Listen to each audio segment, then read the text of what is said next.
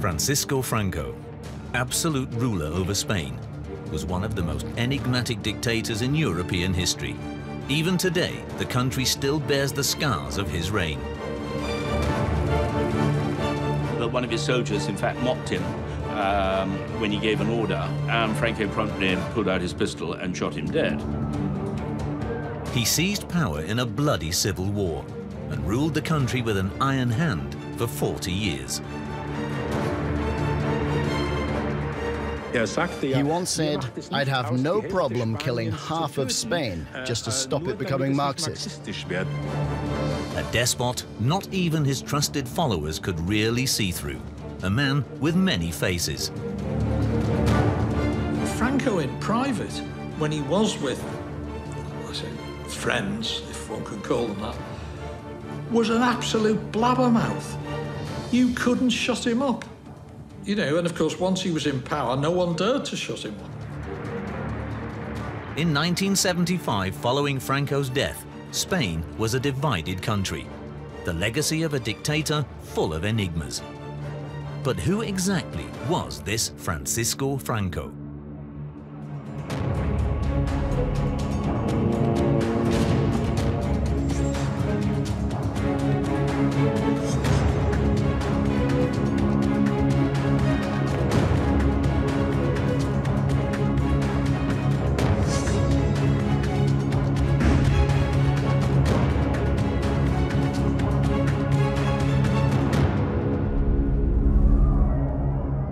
In 1936, political unrest plunged the country into chaos, and a great opportunity presented itself for a man whose career seemed to have run its course a long time ago. General Franco instigated a coup which led to a bloody civil war. With the help of Nazi Germany, Franco's troops murdered their way to power. Hitler's air force, the Luftwaffe, used Spain as training for his war of extermination. When hostilities finally ceased, Franco declared himself the new head of state. No one dared contradict the new authoritarian leader, apart, that is, from his dominant wife. She would survive the despot.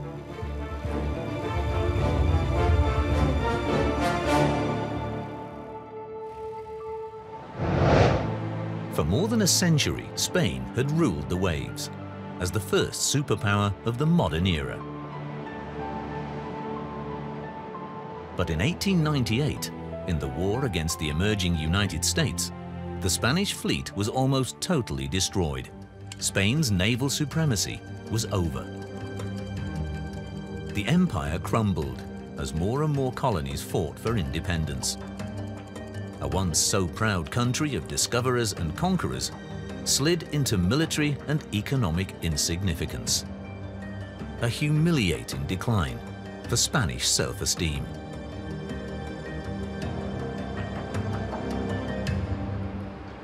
It was a traumatic experience for Spanish society, for its elites, and above all for the establishment. For the armed forces too, especially the Navy. El Ferrol, on the Atlantic coast, had once been an important military base.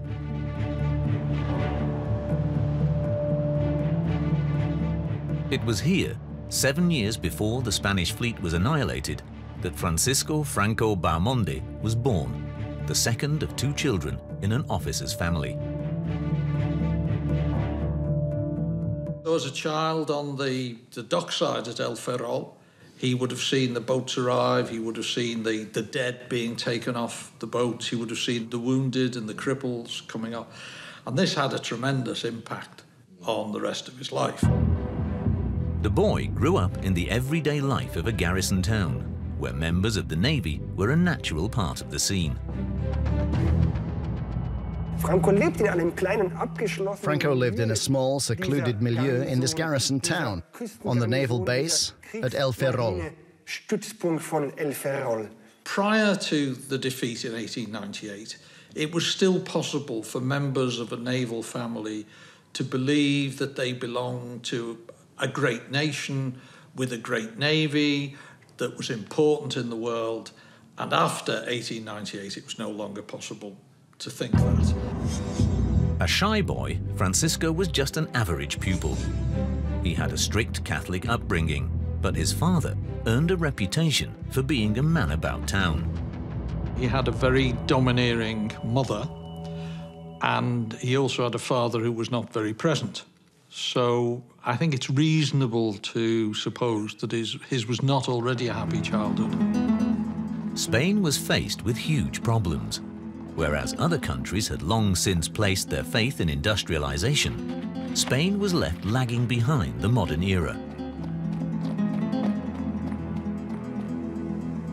Most of the farmland belonged to big landowners. The gap between rich and poor was growing ever wider.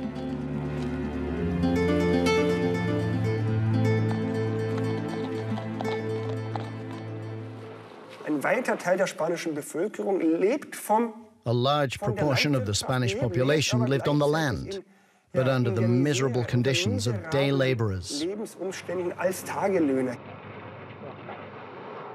King Alfonso XIII could not get a grip of the problems. Corruption flourished, while strikes and revolts paralyzed the country.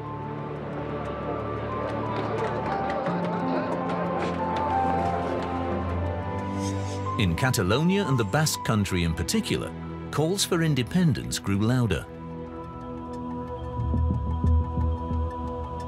The decline of the Spanish Navy shattered Franco's career dream. It now required very few recruits and took only the best. Franco was turned down. All that remained open to him was the infantry, in the form of the military academy in Toledo.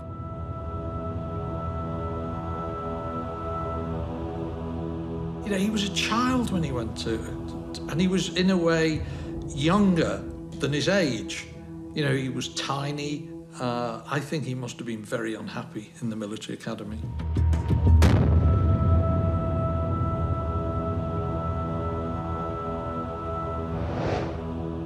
When unrest broke out in Morocco, Spain was even in danger of losing its last colony. The military was called on to restore order. Franco joined the mission to Africa. When ridiculed by his colleagues for his lack of height, he was only 1.63 meters tall, he reacted with demonstrative severity.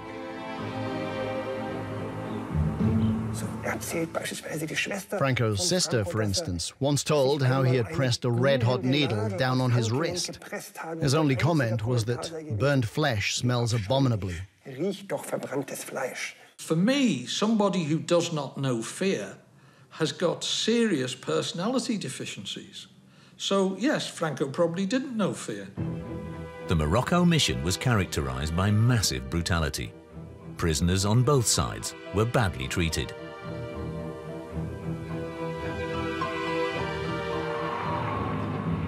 It was on the colonial battlefield that Franco made his mark. At the age of 22, he became the youngest captain in the Spanish army. His hallmark was rigid discipline. One of the things I think that distinguished him at this time is precisely because he had virtually no interest in sex, he didn't drink, and so while a lot of his colleagues and companions and comrades were coming to terms with the very harsh conditions, with drink, with gambling, with prostitutes, he didn't do any of that. Instead, Franco spent nights studying maps and planning attacks on rebel settlements. And his approach became increasingly ruthless. The Africanistas, as they were called, the officers who had their main experience in Africa, were ruthless. Their main job was to terrorize a colonial population, and this was an attitude that they would later bring back to the Spanish Peninsula. So that very much affected Franco, and of course it was where he made what passed for his friendships. The famous story, of course, is that with his little pot belly and his rather squeaky voice, that one of his soldiers, in fact, mocked him when he gave an order, and Franco promptly pulled out his pistol and shot him dead.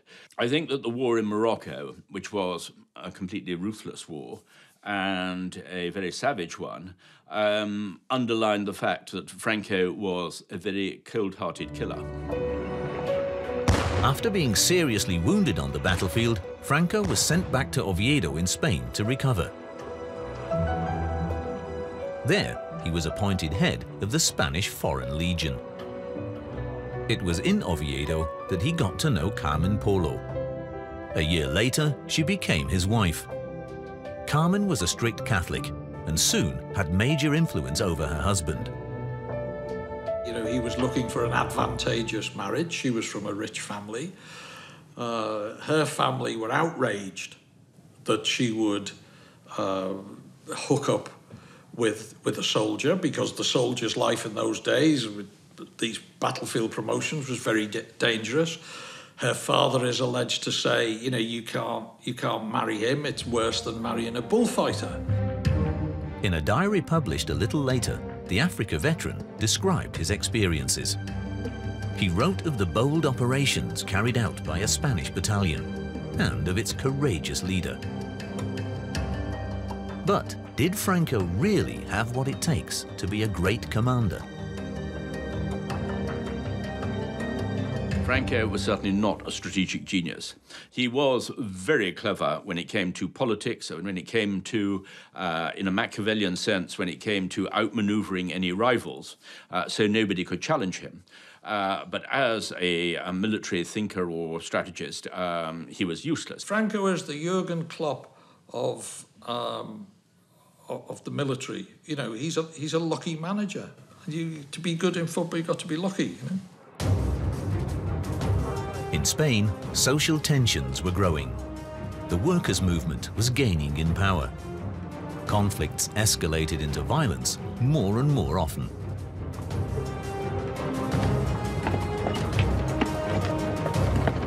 King Alfonso and his government seemed paralyzed. The army involved itself in all major issues. Above all, power was in the hands of the elites, rich industrialists, big landowners, and the church. Catholicism was the state religion. Left-wing activists fought against the government and the church. Whenever political unrest swelled up, priests were killed. But why? What did priests, churches and monasteries have to do with political and military issues? Because of what was seen by the overwhelming majority of the Spanish population as a very close alliance. King Alfonso gave up and agreed to let the army take control, under the leadership of General Primo de Rivera. He was fascinated by fascism, which was sweeping over the whole of Europe from Mussolini's Italy.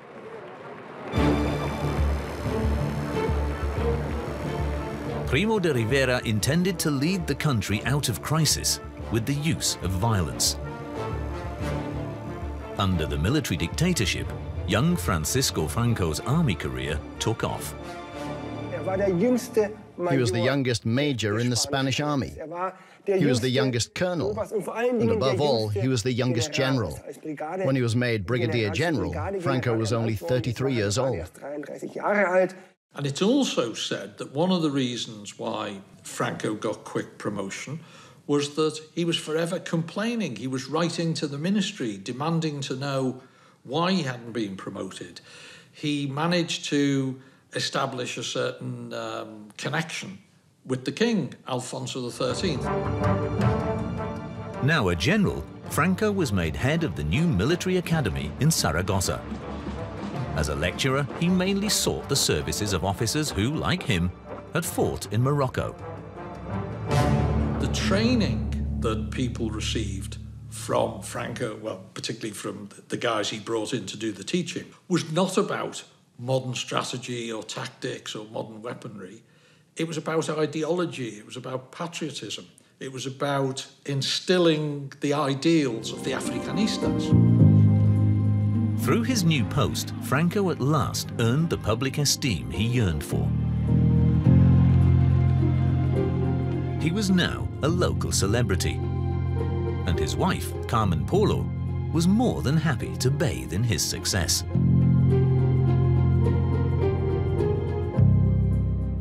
That made him one of the top figures in the town, that she loved all of that. You know, she loved hobnobbing with the Archbishop and the mayor and the local authorities. They were the things that mattered. The couple had a daughter, Carmencita. Rumor quickly spread that it was not Franco who was the father, but his younger brother, Ramon, and that the child's natural mother was not Carmen Polo, but a prostitute. We have the fact that she was never seen pregnant.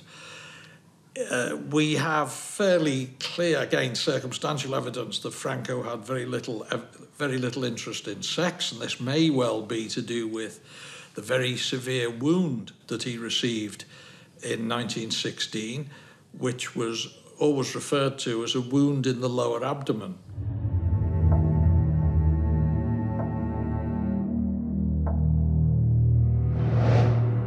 Even the military was unable to get Spain's problems under control. During the world economic crisis of 1930, Primo de Rivera resigned. King Alfonso fled into exile, and Spain became a republic. It was above all the poor who hoped for social progress. The new government announced agricultural reforms. In future, the land was to belong to the farmers. The close ties between church and state were to be severed, and the military deprived of power. One of the first things that the Republic had to deal with was the fact that it had an army that was bigger than it could afford. Spain was a poor country, and yet it had an army which had a hugely inflated officer corps, and a disproportionate amount of the military budget went on salaries for officers. And the consequence of that was that there was not enough money left for fuel, for vehicles, for modernisation, often they couldn't do manoeuvres because there wasn't enough money for petrol. Soldiers often had to drill with wooden rifles.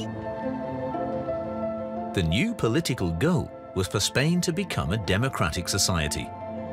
The beneficiaries of the old order were afraid of losing their power. So too were conservative Catholics like the Francos.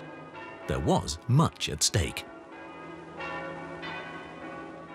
The division of state and church met with considerable opposition from the church. The military felt it had been given a back seat through the military reforms. All this was fermenting.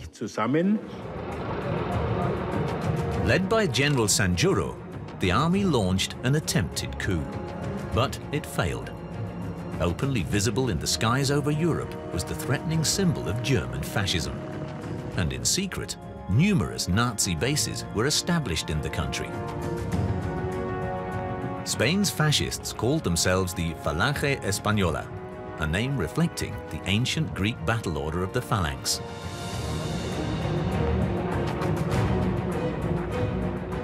Its founder was the son of Primero de Rivera, the head of state who had resigned. It has learned from fascism what fascism has of the idea of unity, authority, and substitution of the struggles among classes by the idea of cooperation. The young republic was a powder keg. At the next elections, conservative and ultra-right-wing parties emerged victorious. They wanted to abolish democracy again. As a sign of resistance, the communists called for a general strike. But in many places, the call had virtually no effect. Only in the north, in Asturias, did the miners steadfastly oppose the right-wing government. General Franco was called on, and he intended to make full use of the opportunity which presented itself. I think that Franco's role in the Asturias Rising was definitely his first major public appearance in Spain, and after that, everybody knew his name.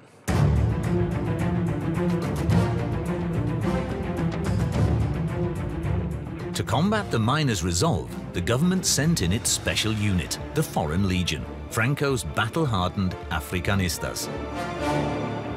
And effectively, the Minister of War says to Franco, I haven't a clue about how to deal with this sort of thing. You're in charge. Obviously, you can't be seen to be in charge, but you devised how you want this to be dealt with. Pass me the documents and I'll sign them. And so for a period of 2 to 3 weeks, Franco has what you could call on-the-job training as a dictator. Franco was convinced that the revolt was being masterminded by the Bolsheviks. In 20 days, resistance in Asturias was brutally crushed. Franco then ordered reprisals against the local population.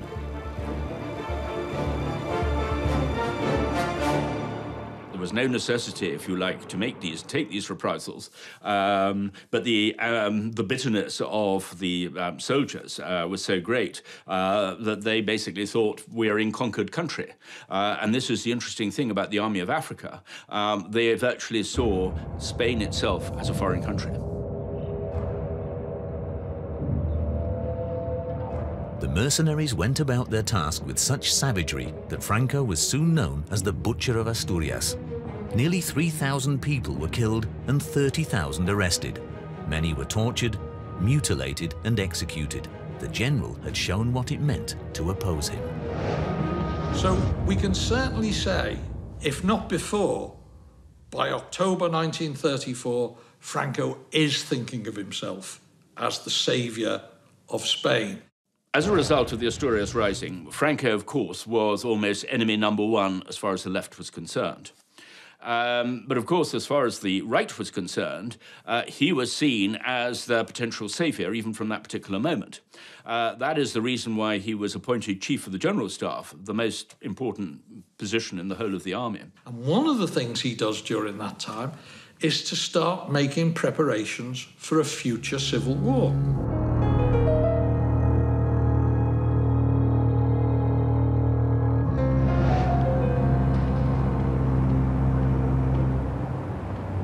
Spain remained politically divided. When new elections were held in 1936, surprisingly, a left-wing coalition, the Frente Popular, emerged victorious. Could democracy survive? Conservatives and the military had long been hatching plans for another coup. In this situation, it was clear to the military that unless they took action, they stood no chance, in a democratic way, of stopping a process which was eroding their old interests. The conspirators were led by General Emilio Mola. Together with other generals, he planned to seize power. But only a few of the conspirators would live to see the new Spain.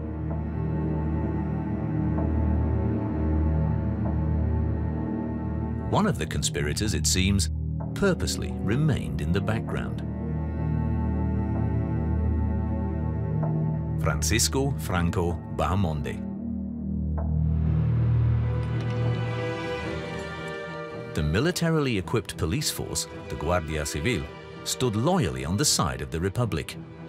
When rumors of the approaching coup began to circulate, the government banished the generals to the provinces. Franco was transferred to the Canary Islands. And the one thing Franco knew was that you cannot run a coup against the civil guard. And he was actually very, very lucky, with the way things worked out, not to be put in jail. In exile on Tenerife, the neutralized general made himself at home. He learnt English, played golf, and in secret, continued to pull the strings for a coup.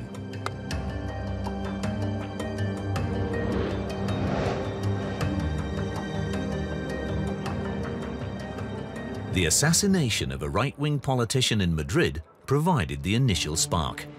In the capital, violence erupted. The generals believed that their time had come. The coup began on July the 17th in Spanish Morocco. Franco led the rebels in the Canary Islands and wanted to join forces with the Africanistas as quickly as possible. Only the military commander of the Canary Islands, General Amado Balmes, could prevent Franco from doing this, but he had been killed the day before in an alleged hunting accident. Fue asesinado por orden de Franco. He was murdered on Franco's orders, and Franco also ordered the subsequent cover-up, a myth to prevent the truth from ever coming to light. That says a lot about Franco, because it reveals his character. He treads carefully, looks ahead, and is cunning, and he has no scruples whatsoever. The next day, Franco flew to Morocco. His aim was to occupy southern Spain with the Africanistas. General Mola's troops advanced from the north.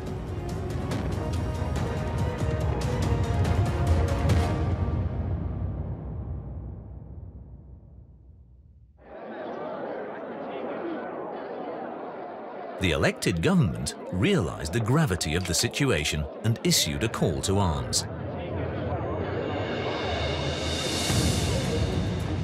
Off Gibraltar, warships loyal to the Republic blocked the straits. For the time being at least, Franco's Africanista army was prevented from landing in Spain. Yet his troops in particular were of great importance to the coup. Of all the various generals with all their various jobs, Franco is the one who is in charge of the one part of the Spanish armed forces that actually works. But Franco had a plan and good contacts with the Nazis in Germany. Franco's first contact came before the Civil War, particularly with Admiral Canaris, the head of the Abwehr, who he'd met on numerous occasions. Canaris used to travel frequently to Spain. He was very much of a Hispanophile, and he certainly was keeping contact and realized that Franco was obviously the rising power within the Spanish army and must have sought him out. ¿Quieres decirle algo a los niños alemanes? ¿Pero qué les digo? Lo que quieras. Anda. Pido a Dios que todos los niños del mundo no conozcan los sufrimientos y las tristezas que tienen los niños que están aún en poder de los enemigos de mi patria. Yo deseo que todos los niños españoles tengan una casa alegre, con cariño y con juguetes, y por eso envío un beso a todos los niños del mundo.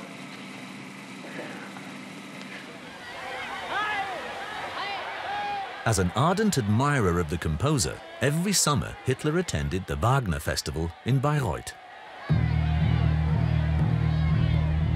Franco asked two German business friends from Morocco for help. He wanted Johannes Bernhard and Adolf Langenheim to make contact with Hitler. The two members of the National Socialist Party traveled especially to Bayreuth and handed Hitler a personal letter from Franco. It's certainly true that it was, shall we say, a good moment for them to have gone to see Hitler at Bayreuth, because, of course, Hitler was very emotional during the period of the Wagner season at Bayreuth. And, of course, it was typical that Goering immediately wanted to call the operation Zauberfeuer, purely because of the final act. Hitler acted immediately.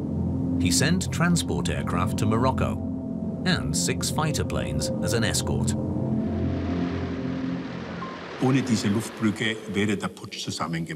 that air bridge, the coup would have collapsed. So Germany must bear much of the responsibility for the civil war ever erupting. The rebels were supposed to be led by General Sanjuro, who had been banished to Portugal. But he was killed when his plane crashed on its way to Spain. As a result, Franco took over command of all troops in the south. In the north, General Mola continued to advance. Franco was tasked with taking Madrid.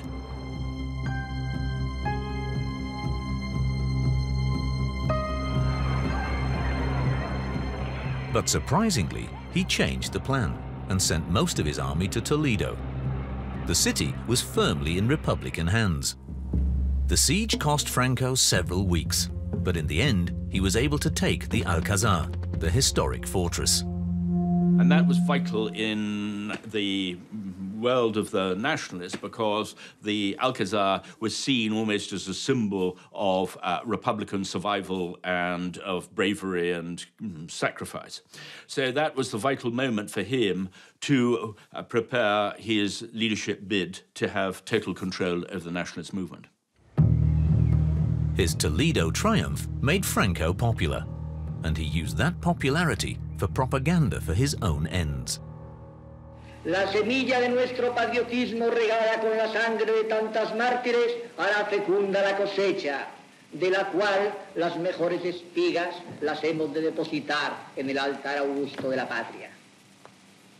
Franco appealed, if you like, to the nationalist audience, the beatas, the very religious women, the middle class, those who were terrified of communism, socialism, because they thought that he was the most ruthless and definitely the most determined of all the generals. And that is almost certainly true.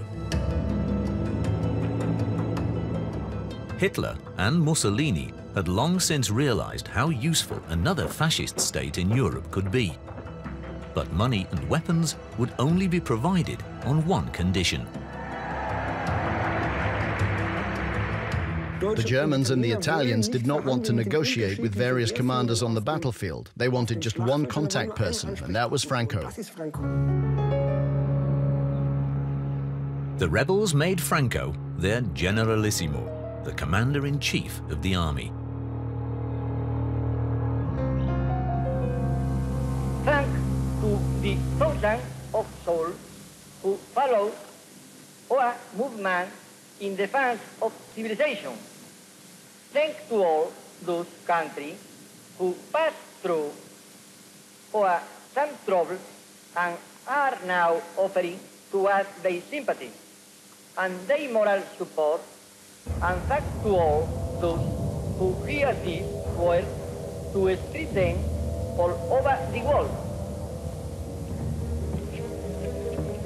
Country, religion, family, this is our aim and strength.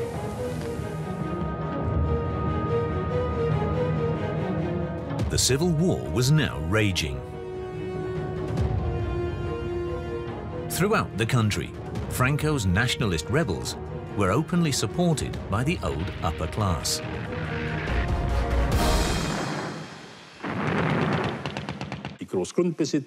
After the coup, the big landowners, the bankers, the entrepreneurs, and the church all regained their old positions.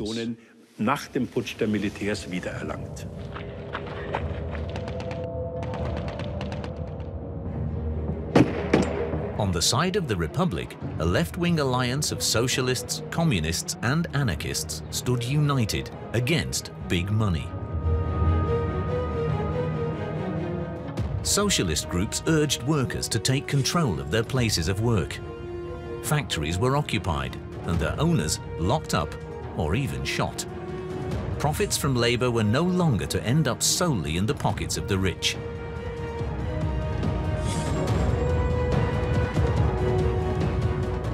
Agricultural workers also revolted and fought for the collectivization of farmland.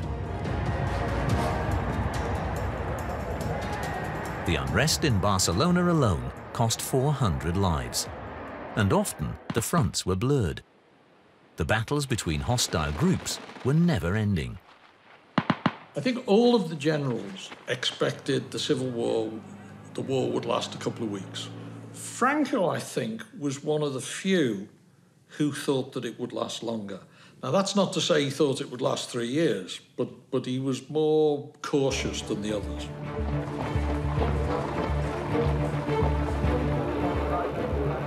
For some time now, the most diverse groups had also been fighting alongside Franco.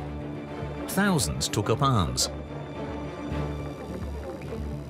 Monarchists who wanted to see King Alfonso back on the throne, Carlists who wanted a Bourbon as regent, and the Falange Española who glorified fascism. Franco really ignored the Falange up until the outbreak of the Civil War. One must remember that even in the elections of February 1936, the Falange achieved no more than about 1,000 votes per province in Spain. Its strength, funny enough, came after the start of the Civil War, when José Antonio Primo de Rivera was already in prison. He had already been arrested by the Republican government. Franco saw that the armed fascists could be very useful to him. In April, he declared the Falange to be the official state party and placed himself at its head.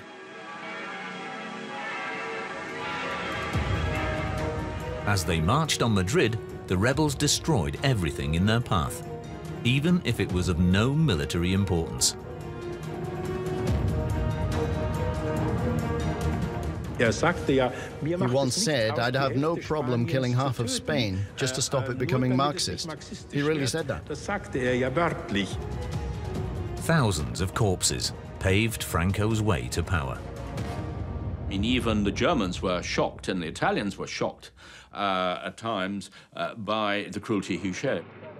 There's one point where he says to the Italian ambassador, Mussolini's ambassador, "I have to conquer Spain square centimetre by square centimetre because I have to control the people who live on the land." When Hitler talks of a 1,000-year Reich, for Franco, that's short-term thinking. Every potential opponent was arrested or disappeared under mysterious circumstances. Federico García Lorca, one of Spain's most famous poets, also fell victim to the systematic cleansing. His body was simply buried by the roadside.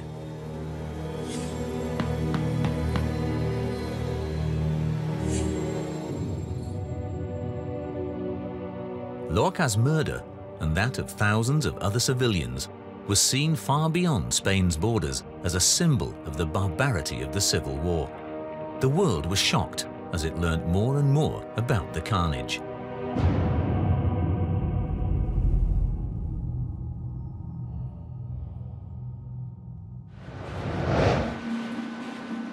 It was also a war of pictures.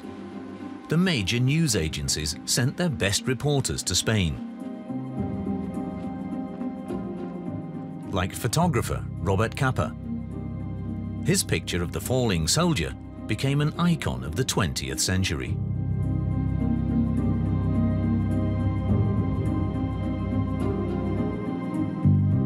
A German correspondent also reported from Spain. Herbert Frahm reported on the Civil War for several newspapers. He had fled from the Nazi dictatorship, initially to Norway, and had only recently changed his name. He now called himself Willy Brandt. The Spanish Civil War had an extraordinary emotional appeal right across the world. So from that point of view, it seemed to symbolize the great clash of a whole generation. Nazi Germany and Italy had already officially recognized Franco as Spain's head of government, even though his forces had still not taken Madrid. And the Republicans were being reinforced by the international brigades, volunteers from all over the world. Many had communist leanings, and few had ever held a weapon before. Their motivation was to stop the advance of fascism in Europe. Spain was on its way to becoming a new fascist state. The Spanish Civil War was everybody's fight, and that became apparent very, very quickly. The ranks of the left-wing fighters included prominent intellectuals, like writers Ernest Hemingway and George Orwell, and eminent documentary filmmaker Joris Ivens from the Netherlands. In Spain, Ivens spent months filming in the theatres of war. His documentary became an international indictment of fascism. Ivens provided a different perspective from that of Frankist propaganda.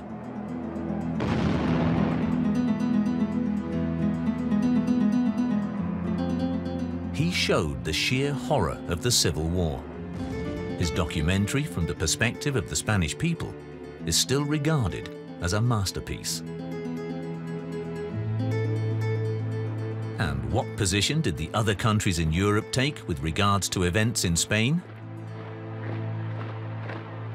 In London, a non-intervention committee was set up. As members, even Germany and Italy claimed to be neutral. Yet they had long been playing a role in Spain.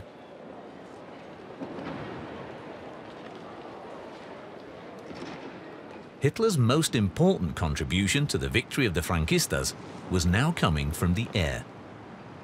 General Franco ruft die gesunden Kräfte zur Abwehr des Bolschewismus, zur Rettung des Vaterlandes auf. Das nationalsozialistische Deutschland unterstützt ihn beim Kampf gegen den übermächtigen Feind und seine internationalen Helfer. Auf dem schnellsten Wege werden Kriegsmaterialien und die ersten deutschen Freiwilligen, der Grundstock der späteren Legion Condor, in Sonderflugzeugen nach Spanien überführt. The Condor Legion was a special unit of the German Air Force, under the command of Wolfram von Richthofen. Its existence was officially denied right up to 1939. Yet the Germans had already provided crucial assistance with Franco's air bridge at the start of the coup. It basically has the top technology available, and it makes a big difference. He has the covert help of London, which prevents the Republic arming itself. And he has a lot of help from Mussolini. There's 80,000 Italian troops. He could have won the war very quickly. But Franco persisted with his tactic of gaining control of the country metre by metre.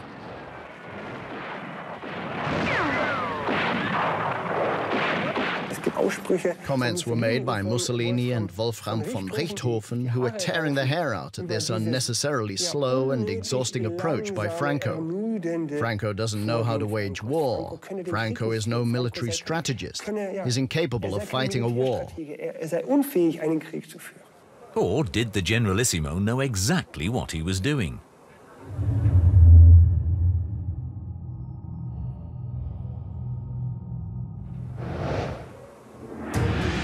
Franco had already taken the south and stabilized his front outside Madrid. Now he advanced into northern Spain. In April 1937, his troops set their sights on the Basque town of Guernica.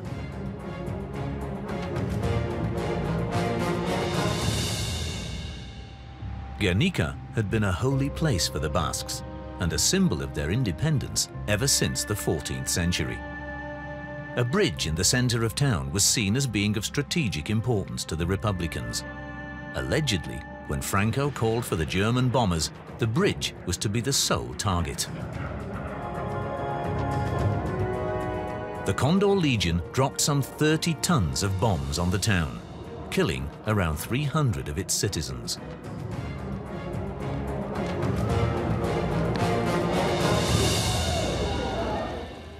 Luis Iriondo was 14 years old at the time of the bombing raid.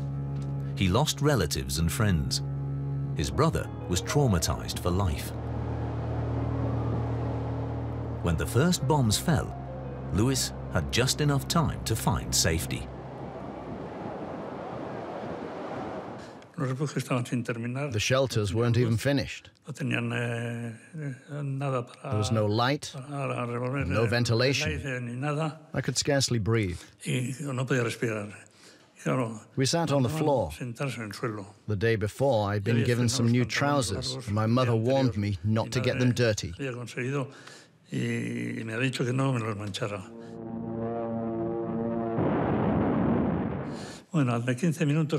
After 15 minutes, someone said, "It's over." But as soon as we left the shelter, the bells started ringing again. The first planes have bombed the bridge, we thought, and now other aircraft are coming to bomb the town. Incredibly, in the end, the bridge remained intact, whereas the entire town was in flames. 80% of the buildings had been destroyed.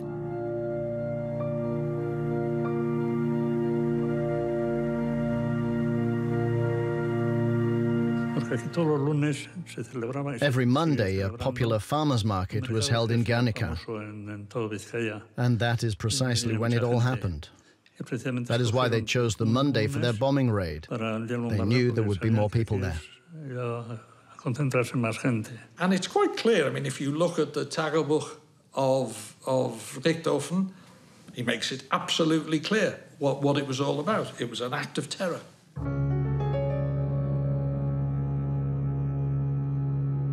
Von Richthofen wrote, Guernica, a town of 5,000 inhabitants, literally razed to the ground. The start of the blaze and the collapse of several buildings was very interesting to observe. The negligible fire brigade presence brought from San Sebastián was powerless. There was a perfidious purpose behind the seemingly indiscriminate bombing. For the German Air Force to practice under real conditions for Hitler's forthcoming war.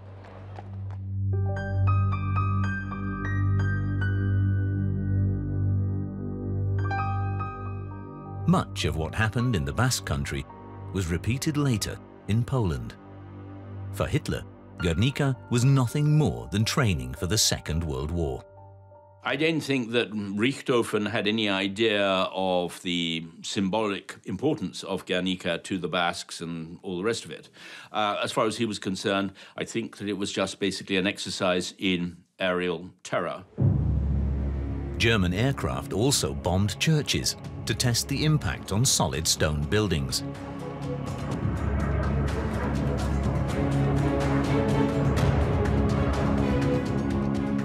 But the German pilots had little sympathy for Franco and his movement.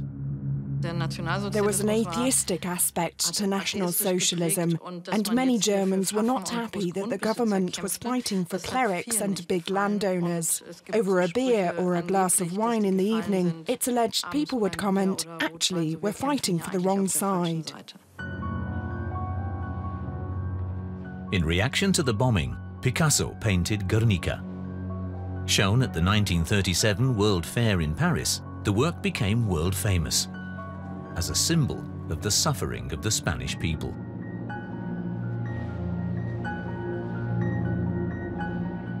Guernica is the first total destruction of an unprotected town in the history of warfare. Franco had outlived all his rivals. The founder of the fascist movement, Primo de Rivera, was executed by the Republicans. Many of the former co-conspirators had fallen into enemy hands and been killed. Only General Mola could still have contested his claim to power in Spain. But he died in an air crash in 1937. The cause of the accident has never been established.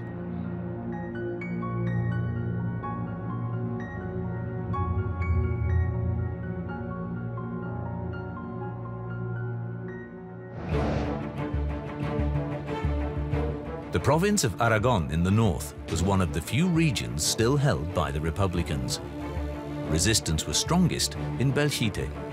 Franco deployed all his military forces there. They attacked the town for 2 weeks. Finally, Belchite was destroyed and Aragon fell. Franco now held virtually the whole of Spain. his triumph seemed almost certain. But it was not until July 1938 that the decisive battle took place. On the Ebro, a river in southwest Catalonia. Franco himself took part in the battle, one of the longest and most brutal of the entire war. In the end, it is said, the river ran red with blood. The decisive factor in the war was undoubtedly the total air superiority of the Franquistas, thanks to the intervention of the Condor Legion.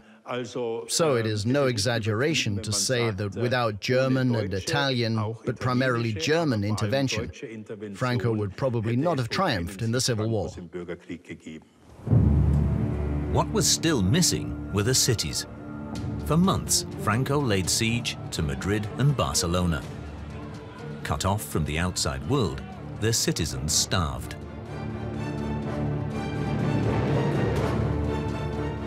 And for weeks on end, the two cities were bombed nearly every day.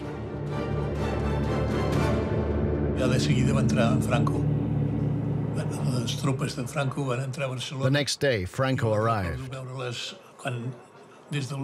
His troops marched into Barcelona. I can still remember it quite clearly. We could see them coming from a distance. We could still have opened fire, but it would have been pointless. The Republicans had already left. En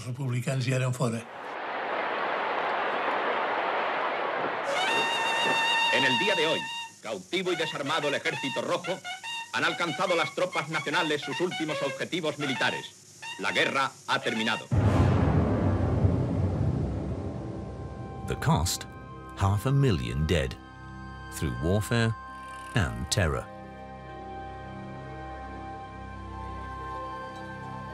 But how could so much suffering and death be compatible with the Christian faith of Franco and his strictly Catholic wife?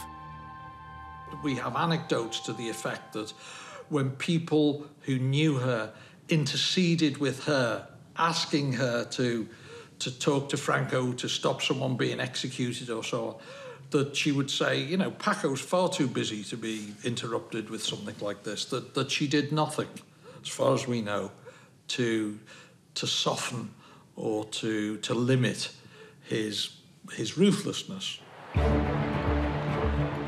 After 3 years of civil war, the small boy from El Ferrol was ruler of Spain. Franco had achieved his goal, but his reign of terror was only just beginning.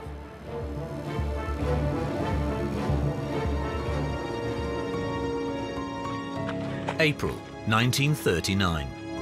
3 years of bloody civil war have claimed 500,000 lives and turned Spain into a different country. Without Hitler's help, Franco would never have come to power. The German bombers of the Condor Legion had enabled the nationalists to emerge victorious. Entire regions lay in ruins. But instead of showing gratitude, Franco infuriated Hitler. At home, the warlord was henpecked.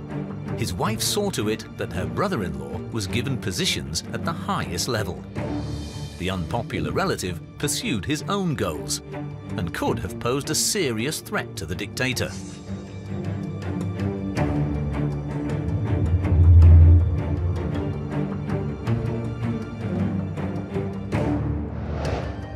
The emergence of the new regime was marked by subterfuge. Following the success of the coup, Franco was to head the transitional government. His brother Nicholas secretly altered the document appointing him. What Nicolas Franco did, of course, was that he changed the proclamation at the last moment. And this caused fury with the other generals, because he was supposed to be just the head of the government of the Spanish state for the length of the war. As this proclamation was going to press, the wording was changed from head of government to head of state. Thus, Franco was automatically appointed head of state. Zum Staatschef ernannt worden. Franco was now virtually all-powerful. He had already proclaimed a new beginning months before. In the pose of a statesman, he extended his hand to the whole world. En la entrada de 1939, la España nacional ofrece a todos los pueblos, con sus glorias y heroicos sacrificios, su voluntad de cooperar a la paz del mundo con su victoria. En la España que forjamos no habrá un hogar sin lumbre ni una familia sin pan. Franco was not averse to using fine words in his private life either. He would often test the patience of his listeners for hours on end. Franco in private, when he was with, I say, friends, if one could call them that, was an absolute blabbermouth. You couldn't shut him up. You know, and of course, once he was in power, no one dared to shut him up.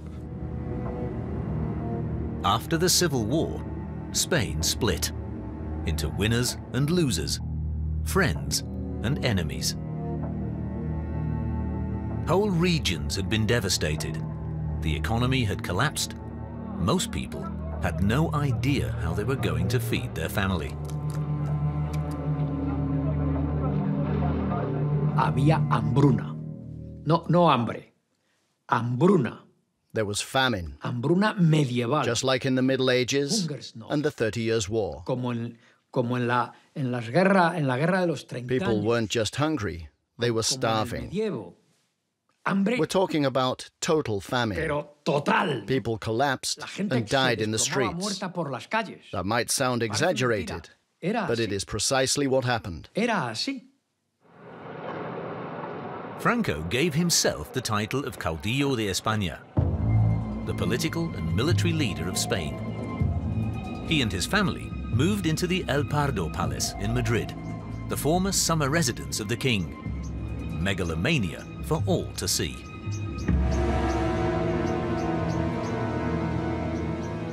You don't get to be a dictator if you're normal. You know, you think Hitler was normal, you think Donald Trump's normal. I mean, you know, why aren't you a dictator? You're too normal.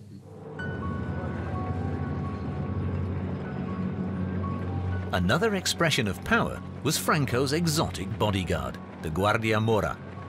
This Moroccan elite force underlined the claim to sovereignty over Spain's colonies in Africa. 2 days after his victory, the church also recognized Franco as Spain's leader. He had his dagger blessed to symbolize that he saw himself as defender of the faith. Church leaders had constantly given him their support even during the war, as he went about cleansing the country with violence. Well, the Spanish Catholic Church had supported, shall we say, the killing of anybody who was basically not Catholic in the earlier periods. We've had the Inquisition during those particular... Only in Spain was the Spanish Inquisition, you know, reintroduced again in the early part of the 19th century. The Spanish Catholic Church was the most reactionary in certainly the whole of Europe. Franco regarded democracy as dangerous. He had appointed an authoritarian government for conquered regions even during the war. In the summer of 1939, he appointed a second one. This government represented the most important families of the rebels.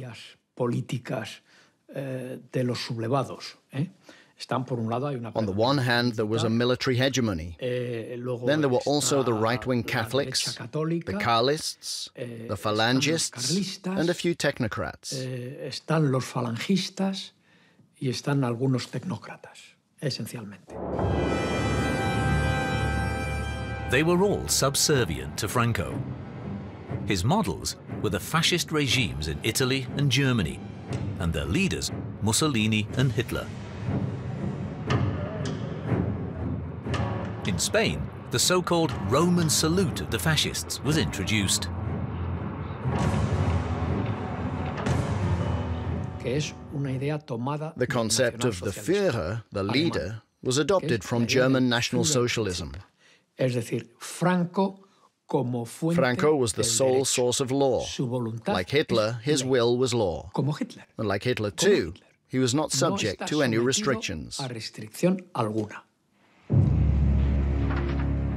A family member who became a key figure in the new Spain, Ramón Serrano Suñer, the brother-in-law of Franco's wife.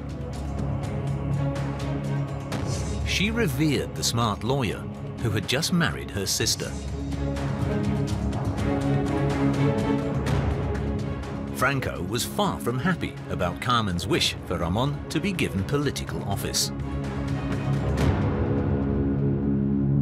One of the reasons why Franco turned against his brother-in-law was that when Franco was talking rubbish in the family home and Ramón wanted to say anything, Carmen would say, "Paco, just shut up and listen to Ramón, who knows what he's talking about." The new brother-in-law, Serrano Suñer, was a far-right functionary in the Falange, the Spanish fascist movement. Franco made the Falange, whose members always appeared in blue shirts, the state party. Serrano Suñer was also much more pro-Nazi than Franco. He'd established close relations with Himmler. He thought that basically in Spain they should imitate many more things of the Nazi party, and that in that sense he was very much closer to the Falange. Much to Franco's displeasure, ideologically, Spain's fascists were moving ever closer to the German Nazi party. Despite this, brother-in-law Serrano Suñer soon became his main man. He assumes the job of trying to create a state, which means trying to create ministries and so on. And this he does very, very well, and he creates for Franco a state. The restless Serrano Suñer soon controlled the press and the propaganda machine. He liked to go his own way, which later proved to be his undoing.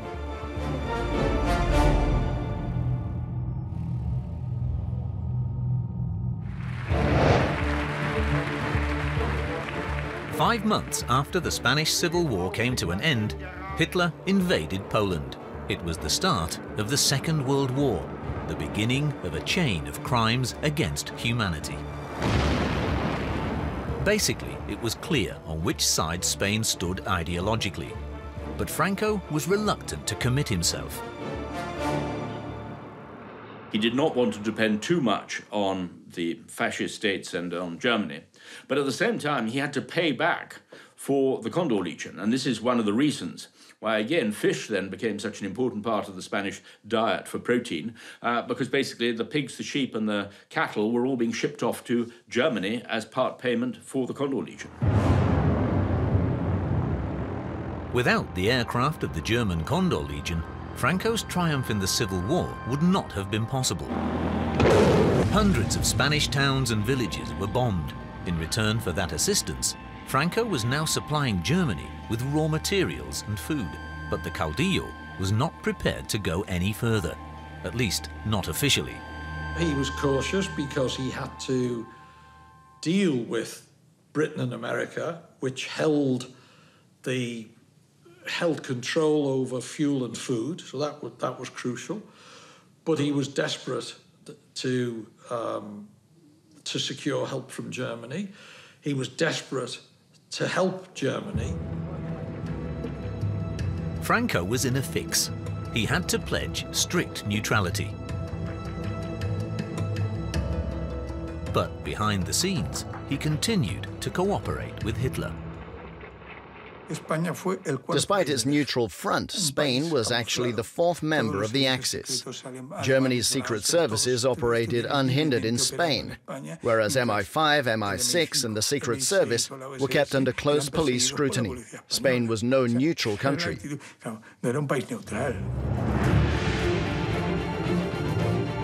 In May and June 1940, German forces conquered the Netherlands, Belgium and France. Franco was faced with a difficult decision. Should he follow Italy's example and enter the war on Hitler's side? Shortly before German troops entered Paris, Franco announced that his country had adopted a new position.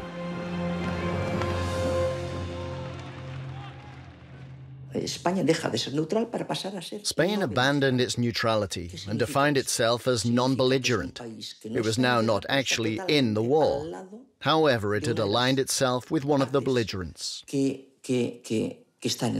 Franco was a brilliant opportunist who was able to cloak himself in the right ideologies to give him the strength that he needed. But as far as he was concerned, power alone was the main question. Following Germany's victory over France, many Spanish citizens also had to fear for their lives. During the Spanish Civil War, nearly 500,000 had fled to France. Left-wing politicians and intellectuals. They were now in the sights of the Gestapo. In Paris, around 15,000 Spanish exiles were arrested. They were regarded as dangerous communists.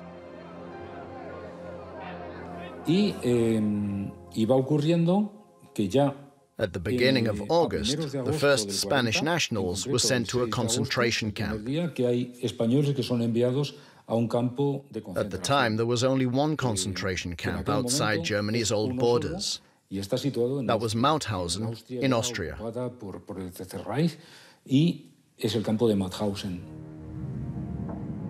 Together with his father, José Marfil was also arrested by the SS and deported to Mauthausen.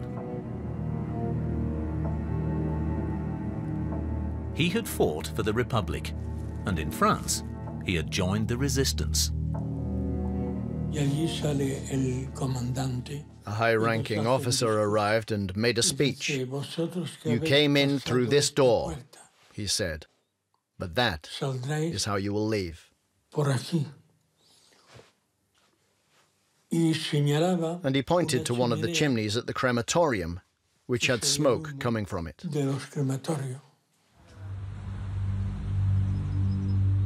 Before the first Spanish nationals were sent to Mauthausen, the German embassy in Madrid had contacted the Spanish government and asked what should be done with their fellow countrymen. Franco's ministries showed no reaction. Franco was totally indifferent to the fate of Spanish exiles who were sent to Mauthausen or other concentration camps. They were Reds. In his eyes, they were not Spanish, just dirt, scabies. They were of no interest to him. I lost my left eye in a beating.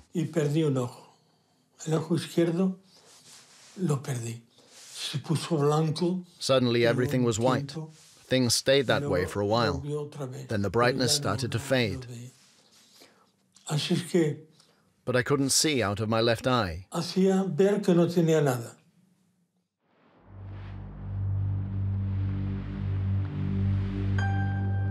I pretended to be fine. Had they noticed that something was wrong with me, I'd have gone straight to the crematorium. Other inmates died because the blows to their backs broke their spines.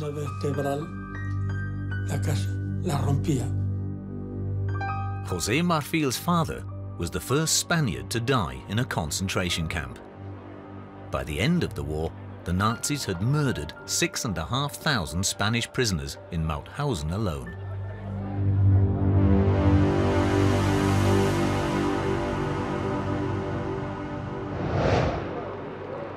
Officially, Franco was unwilling to intervene in the war. But after France was defeated, his troops occupied the strategically important region around Tangier. Franco, once again, was an opportunist in the early period, in particularly from 1940 and the collapse of France. He saw the possibility of taking over some of the French provinces or the French territories in North Africa, because he loved the idea of re-establishing the Spanish Empire. Hitler's next plan was to defeat Britain.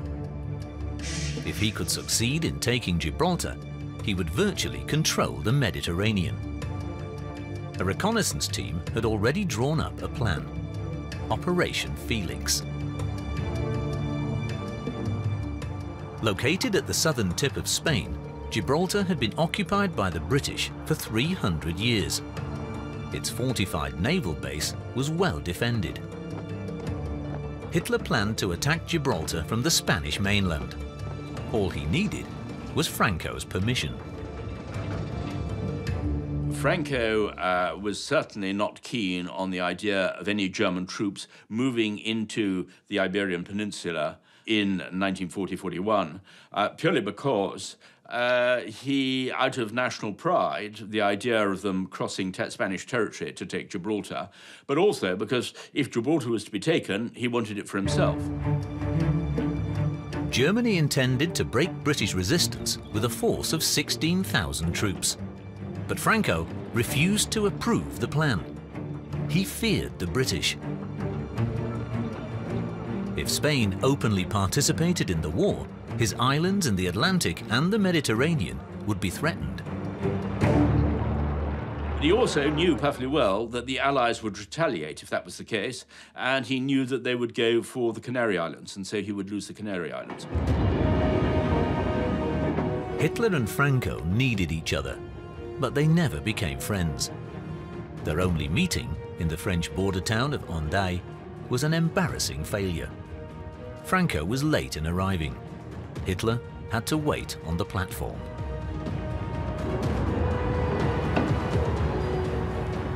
When the Spanish leader finally arrived, he cut a surprisingly self-confident figure. He demanded economic aid, arms, and French territories in Africa. But he could not be induced to participate in the war. Hitler was exasperated with Franco as a result of the meeting at Hendaye. He realized, in fact, that Franco was not going to do anything for him, basically. He was going to do at the absolute minimum and yet try to get as much as he possibly could out of it. The two dictators conferred for 9 hours. The stubborn Spaniard infuriated Hitler. Well, of course, Paul Schmidt, the Hitler's interpreter, wrote later that Hitler went off very angry, saying he'd rather have 3 teeth pulled out without anaesthetic than have to spend another hour talking to Franco. The meeting did at least provide Franco with a photograph that would make an impression back home. But the picture was a crude fake. On the original snapshot, Franco had his eyes closed. Now, he had a sovereign look about him. The head from a different photograph had simply been stuck on. When this picture is compared with other photographs from the original venue, the Franco on the fake is not the Franco who was in Hendaye. According to a secret protocol, Franco only offered a vague prospect of Spain entering the war, and Hitler did not make any firm promises either. When the conference was over, Hitler said, "You can't do anything with this man." While Franco reckoned that the Germans are mentally disturbed and have no manners.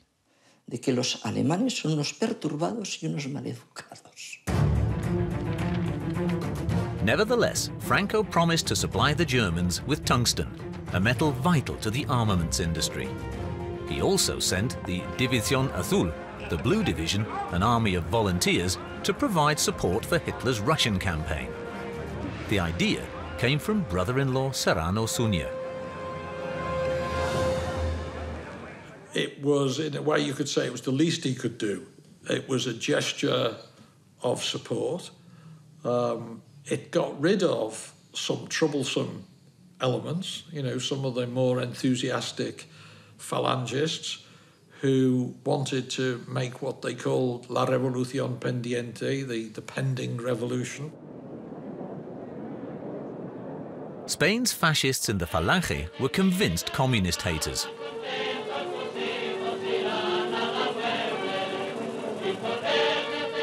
They called for much closer cooperation with Hitler's Germany. Francisco Armengu signed up voluntarily. He had been too young to fight in the Civil War. But now, he desperately wanted to join the Blue Division. When Serrano Suñer said, "It is Russia's fault," I thought, this is my chance. Like many others, I signed up. We also volunteered because we wanted to give the Germans something back, because of their support for Franco in the Civil War. In 1941, the first 18,000 troops arrived in Germany for basic training. El primer contacto con una zona de guerra divierte a nuestros camaradas y no divierte menos a los camaradas alemanes que entienden el universal lenguaje de la juventud a través de las alegrías y de las bromas de los españoles, soldados tradicionalmente alegres.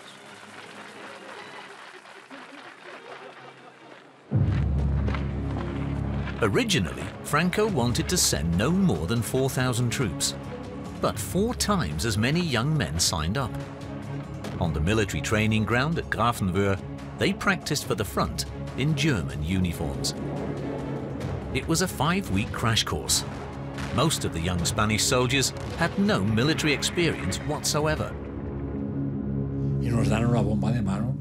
They gave us hand grenades. I got one too. They pulled the pin and I threw the grenade, but it didn't go very far. The sergeant major leapt forward, picked up the grenade and threw it a long way. I didn't have the strength and I hadn't been trained. It was my first hand grenade and it was live.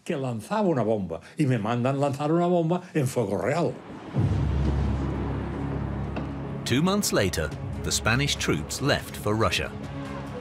The Blue Division took part in the attack on Leningrad.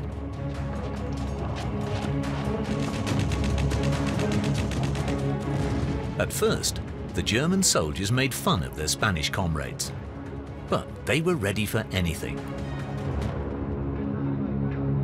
The German army command to begin with, of course, was very cynical and skeptical because they had not been very impressed from what they'd seen during the Spanish Civil War. But I think they saw them fight very bravely and impressively on the Leningrad front, and so their attitude changed. In the bitter Russian winter, Franco's troops suffered heavy losses. The Soviet army put up fierce resistance. More than 4,000 Spanish soldiers died in battle or froze to death. It must have been just before Christmas. The Russians launched 3 major attacks.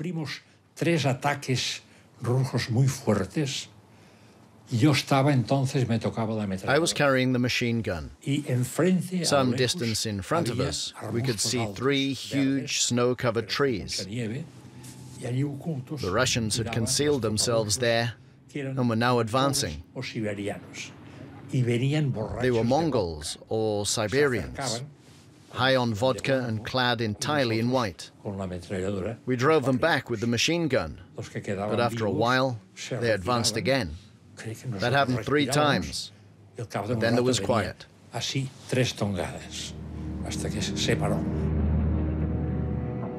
In London, Churchill's government was alarmed at Spain's growing support for Hitler. The British feared that Franco would soon openly enter the war on Germany's side. That had to be prevented at all costs, if necessary, even with unorthodox means. They organized a bribery operation. Franco's brother and a few generals were offered money to dissuade him from entering the war on the side of the Axis powers. Franco was playing a dangerous game. With his blessing, the German Navy was operating important bases in the Canary Islands. German submarines were refueling in ports in the Spanish group of islands. And in Spain, Hitler's Secret Service was running its biggest agency outside Germany. But since the Civil War, the United States had been supplying Spain with aid. And that was something Franco was unwilling to risk losing. America, even though they could not in any way support Britain in the fight against Hitler, were able to help keep Franco out of the war by threatening to cut off wheat imports and oil. And that's one of the reasons why Franco could not align himself completely with Hitler. First and foremost, it was Franco's brother-in-law, Serrano Suñer, who was cultivating relations with Germany. In the eyes of the Spanish military, he was getting too powerful. In early 1941, he effectively controlled the Ministry of the Interior, the Foreign Ministry, and the Falange. And at that point, the generals started to conspire against him, and they would complain to Franco. Unlike Franco, Suñer wanted to enter the war at once. Serrano Suñer was now representing German interests more and more vehemently. In fact, in the end, in May 1941, the Spanish generals who were against the war and were being bribed by the British went to the British and asked them, what if Serrano Suñer were to meet with an accident?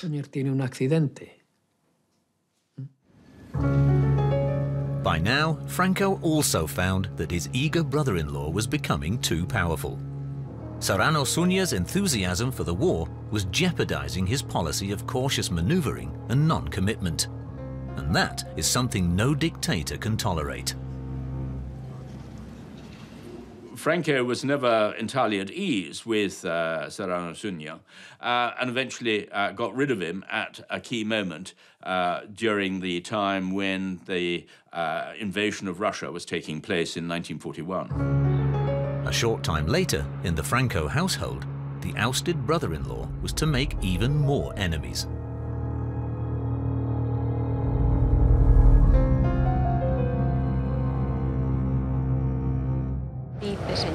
In 1942, a feature film entitled Raza played in Spanish cinemas. It told the story of a family from the 19th century through to the Civil War. The themes were treachery and heroic death, but above all, patriotism.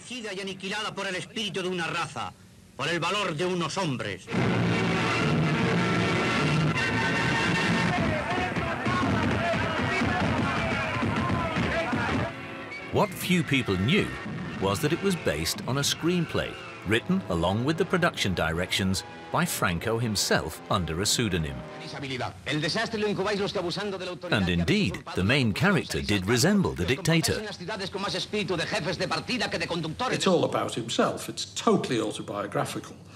And the hero is clearly himself. Gracias, Pedro. Pero tú sabes que yo no puedo hacer eso. Ocúpate de estos pequeños. It's said that he used to watch the film at least once a week and would cry buckets. In Spain, the foundations of a new state, Franco style, were becoming clear. No constitution, just laws. He had already announced the first one, the Labour Charter, as it was known, while the Civil War was still raging. España cumple en los momentos actuales su designio providencial. Como en otras épocas, derrama ahora su sangre en defensa de la civilización. El trabajo, estimado como el más ineludible de los deberes, será el único exponente de la voluntad popular. The law promised workers a minimum wage, insurance, and even paid holidays. But first and foremost, it reinforced the rights of entrepreneurs. Wages were dictated by the state, and striking was seen as a serious offense.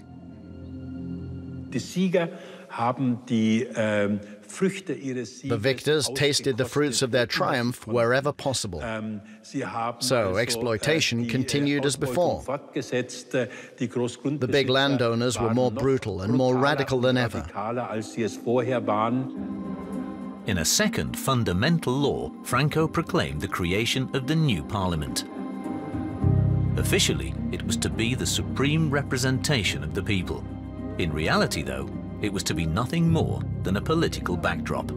an assembly by the grace of Franco, which at best was allowed to make suggestions to the dictator. It had no legislative character or function. It merely advised the head of state. Economic policy was an important pillar in Franco's new state. The aim was for Spain to become independent of the world market, a kind of national self-provider, solely on the basis of Spanish raw materials.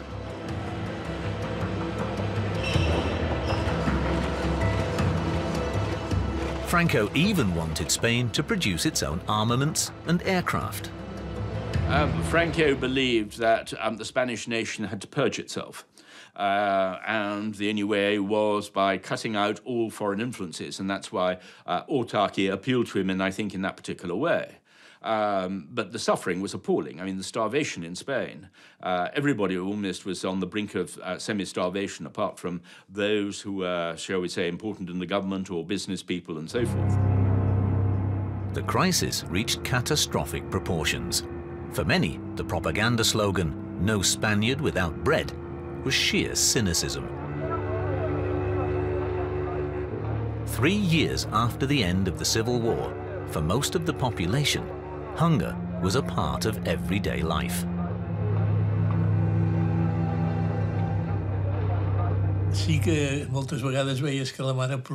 There was simply nothing to eat. And that at a time when my mother was on her own and had 5 children to feed.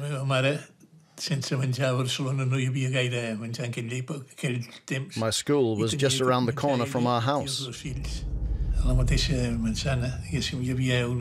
At break time, they handed out bread and butter and sugar. I always saved what I got for my mother. One day, a teacher noticed this and asked me when I planned to eat it. I explained that I wanted to take it home for my mother. "Come with me," he said, "and I'll give you some more bread. Eat what you have been given and put the other bread away. That's for your mother."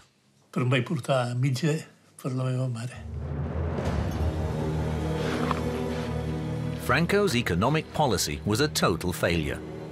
Had it not been for grain imports from America, Spain would have been finished. Many people exchanged their last possessions for food just to survive. Traders became rich.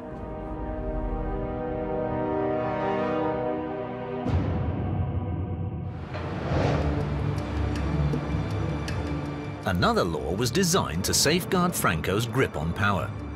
Ordinary citizens were banned from engaging in any form of political activity.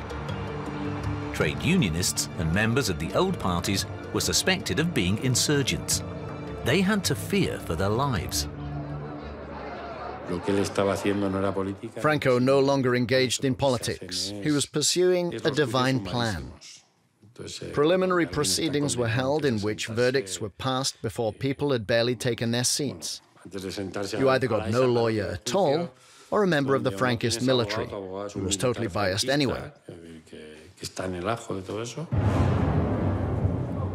Retroactively, Franco had everyone punished who, as he put it, had disturbed the social peace.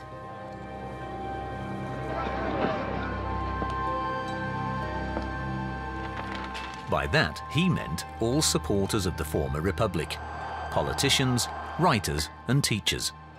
Any opposition was to be nipped in the bud, for the good of the nation. When Franco says Spain, and this goes on right till the day he dies, he doesn't mean Spain in the way you mean it or I mean it. He doesn't mean all of the country. He means those who think like we do. It was the start of a reign of terror.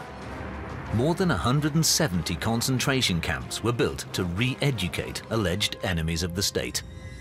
Franco's campaign against real and presumed opponents continued, with mass arrests and executions. In the years after the Civil War, Franco himself always spoke of victory. He never talked of peace. 1939 was declared the Año de la Victoria, the year of victory. To a certain extent, it was supposed to mark the start of a new era.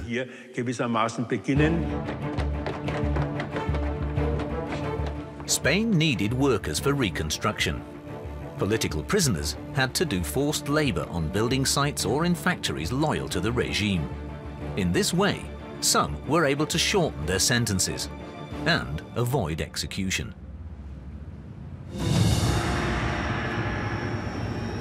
Tens of thousands were sent to work in the Valle de los Caídos, the Valley of the Fallen.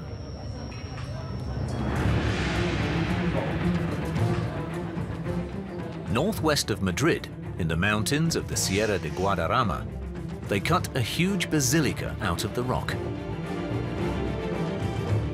A monument to the 30,000 nationalist dead, and a mausoleum for the deceased founder of the fascist Falange movement, and possibly for Franco himself.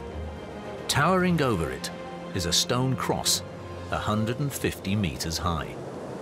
I think it was the same as the pharaohs in Egypt had when they built the pyramids. It was a great personal, the monument that, as Franco himself said, would challenge history throughout the ages. Part of his ego. The gangs of convicts worked on the mausoleum for nearly 20 years, and Franco's propaganda tirelessly vaunted the construction as an act of reconciliation. But his politics told a different tale. In particular, regions with their own marked identity were subject to massive oppression. Franco even banned the Basque and Catalan languages. I once asked a friend something who was sitting next to me at the table.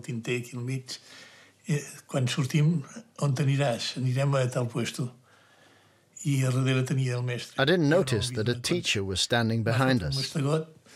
He immediately threw me out of the classroom and made me stay there. Here we speak Spanish, he said.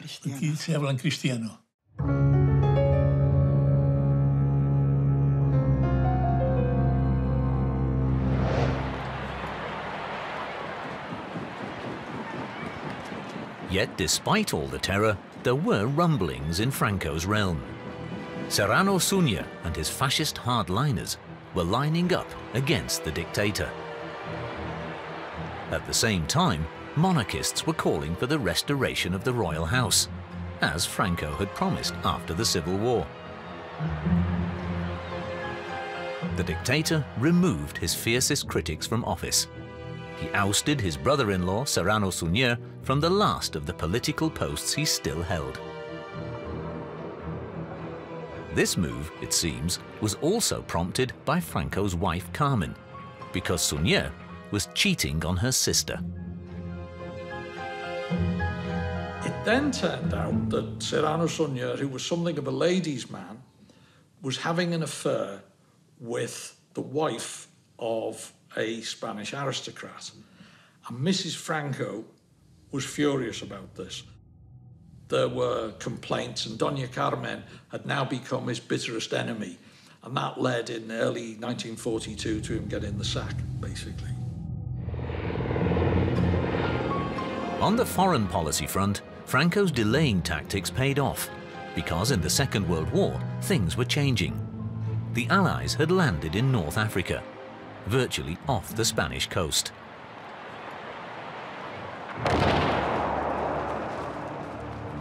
And after Stalingrad, Hitler's Russian campaign was on the brink of failure. Franco's Blue Division, his División Azul, was still fighting for Germany. But the caudillo needed to send a signal.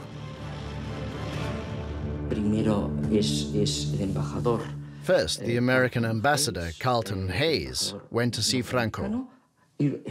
So too did British Ambassador Samuel Hoare, who told him, "Excellency, in view of the current situation, one should perhaps consider the possibility of repatriating the División Azul." And indeed, on October the 12th, after exactly 2 years, the División Azul left the front. Franco had sent nearly 48,000 troops to the Eastern Front. More than 4,000 had died, and hundreds would spend years as Soviet prisoners of war. Franco broke up the Blue Division partly because he had quite a good instinct and a nose for seeing that the war was changing, that the Germans were losing their advantage, losing the momentum of their attack. And basically, with America in the war from December 1941, geopolitically, there was no way that the Axis, that the Germans and the Italians, could ever win the war. When the first troops returned from the war, Madrid had celebrated its heroes. Now, no one cheered. When they came back in 1943, there were practically no official receptions. Those who had gone to Grafenwöhr in Bavaria to fight as heroes returned 2 years later in total silence. The country no longer wanted anything to do with the Blue Division.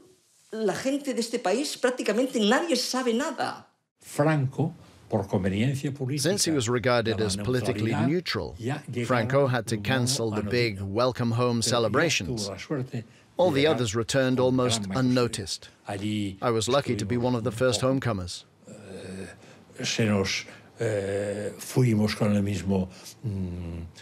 After the celebration, we stayed for a while. Then we took off our uniforms and handed them back. We collected our passports and went home. The Western powers kept a close watch on Spain to see how clearly it would disassociate itself from Nazi Germany, because Franco, too, had railed against the alleged World Jewish Conspiracy. The idea was that, the Jews were the capitalists in New York, but they also controlled the left because they were also the communists in Moscow. I mean, lunacy, but Franco believed it.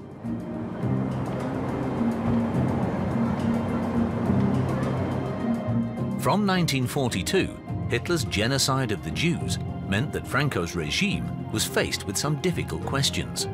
Because, like here in the Balkans, Sephardi Jews lived all over Europe, the descendants of Jews who had been expelled from Spain in the 15th century. Later, they were allowed to have Spanish citizenship again, so they were actually under Franco's protection. Franco must have realized that the policy of total annihilation had started in December 1942, when the Allied nations of the Soviet Union, Britain, and the United States condemned the Nazi regime for the Holocaust and threatened their reprisals at the end of the war. So Franco was clear from that particular point.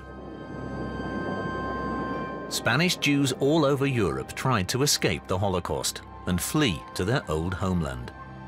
Franco could have saved many of them, but he hesitated. The truth of the matter was that there were individual diplomatic representatives in different countries, particularly in Hungary and Romania, who went to enormous trouble and went through danger to help Jews, and that's absolutely true. But that's nothing to do with Franco or the regime. Franco himself, who until very late was using a lot of anti-Semitic rhetoric, did nothing. Over 50,000 Spanish Jews from France and Greece alone were deported by the Germans and murdered. Yet, until well after the war, Franco had himself feted as a savior of the Jews. And indeed, he did allow thousands of Jews transit through Spain, but only those who were going to leave straight away, for Britain or the United States, were granted an entry visa. For as far as Franco was concerned, it was quite a good gesture to try and show a little bit of humanity without any risk to himself. Jews from all over Europe hoped to escape through Spain. At the border, they had to surrender most of their possessions.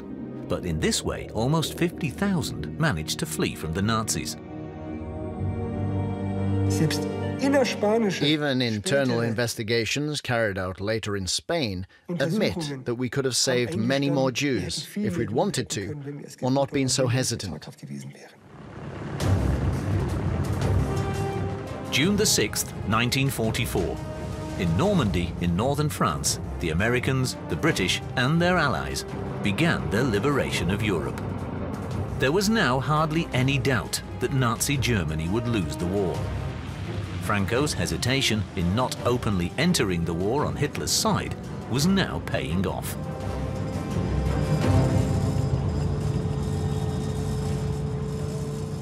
Franco's behavior in World War II was completely self-interested, self-centered, only looking at it from a purely Spanish point of view. And from that point of view, he managed to keep Spain out of the war. Spain would not have survived if it had had to fight at that particular stage because of basically economic and even food resources, to say nothing of the military aspect. In April 1945, Soviet troops took Berlin. Hitler committed suicide and his reign of terror came to an end. The defenders in the final battle for Berlin also included Spanish fascists. Although Franco had long since disbanded the Blue Division, it was their personal decision to fight on for their illusion. Lots of them stayed till the very end. I mean, there were Spaniards were defending the Chancellery in Berlin at the very end. Franco had managed to contain the warmongers in his own ranks. Consequently, his regime had survived the Second World War virtually intact. Franco, the shrewd player who aimed to please everyone, while constantly concealing his true colours. Franco wanting to be almost like a sphinx, so nobody could actually identify what his real political opinions were. This was certainly the case before the coup, before the rising in Spain in 1936, and it was very much the case later on. Nobody could really pin down exactly what he thought on certain cases. And from that point of view, it was a tremendous advantage to him. No one at the time suspected that Spain still had 30 years of Franco's dictatorship ahead of it. The unfathomable despot profited first and foremost from external circumstances and from a boundless feeling for power. In 1945, Franco is saying, don't worry, Hitler is tempting in the Russians, tempting in the Americans, and when he's got them in, he will unleash the Wunderwaffen and he will destroy them. And you think, this guy, I mean, he says the most mind-bogglingly stupid things you could imagine. And yet, at the same time, he's quite cunning. And that is a real conundrum. It's a real problem for a biographer. Franco took every possible step, internally to eliminate his enemies, and externally to suddenly appear as a reliable partner of the West. Many Spaniards would benefit from this tactic, but far more would suffer under the shackles of the dictatorship. The Second World War was now over, and in global politics, changes were taking place. The victorious powers were taking a good look at Spain because its head of state had, unofficially, been a close ally of Adolf Hitler. Many Spaniards were hoping that Franco would be overthrown and the tyranny brought to an end. Could Franco survive and be acknowledged outside Spain?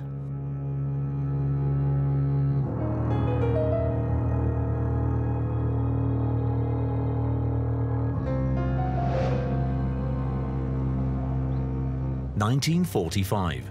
At the end of the Second World War, Franco's friendship with the defeated Axis powers put him in a tight spot. Whereas, obviously Mussolini's murdered, Hitler commits suicide, Franco is not going to do that. The new mask that he put on was the mask that he felt was necessary for survival. The dictator had to disassociate himself from his old friends. He saw himself not as a fascist, but as a military ruler. His regime, however, had distinctly fascist characteristics. Would the Western powers accept that?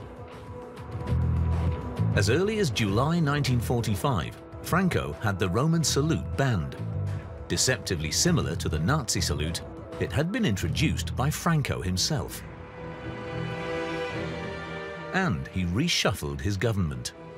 The fascist state party, the Falange, which had helped him gain power, was now a threat to his future. Franco threw the fascists out of his cabinet and instead strengthened the Catholic forces in Spain.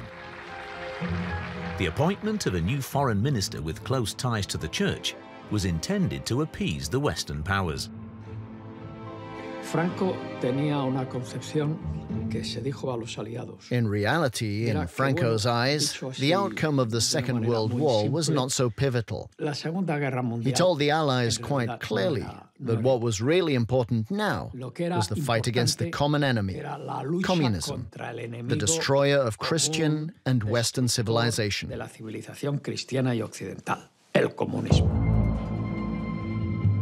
But Franco was misguided. What really mattered to the new ruling powers were freedom and democracy. The Potsdam Conference explicitly excluded Spain from all the international community's plans.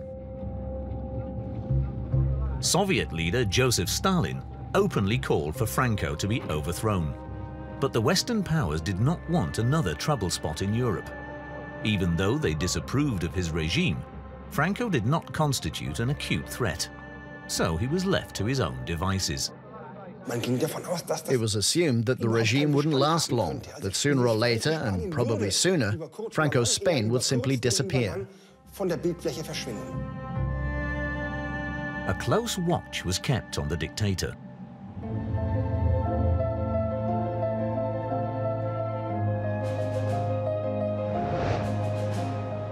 The close relations with Nazi Germany had left traces. By the end of the war, there were around 5,000 Germans living in Spain, many of whom had only arrived during the National Socialist era. The United States in particular feared that Spain could become a safe haven for Nazi war criminals. The Nazi Party's foreign wing had offices and contacts all over the country.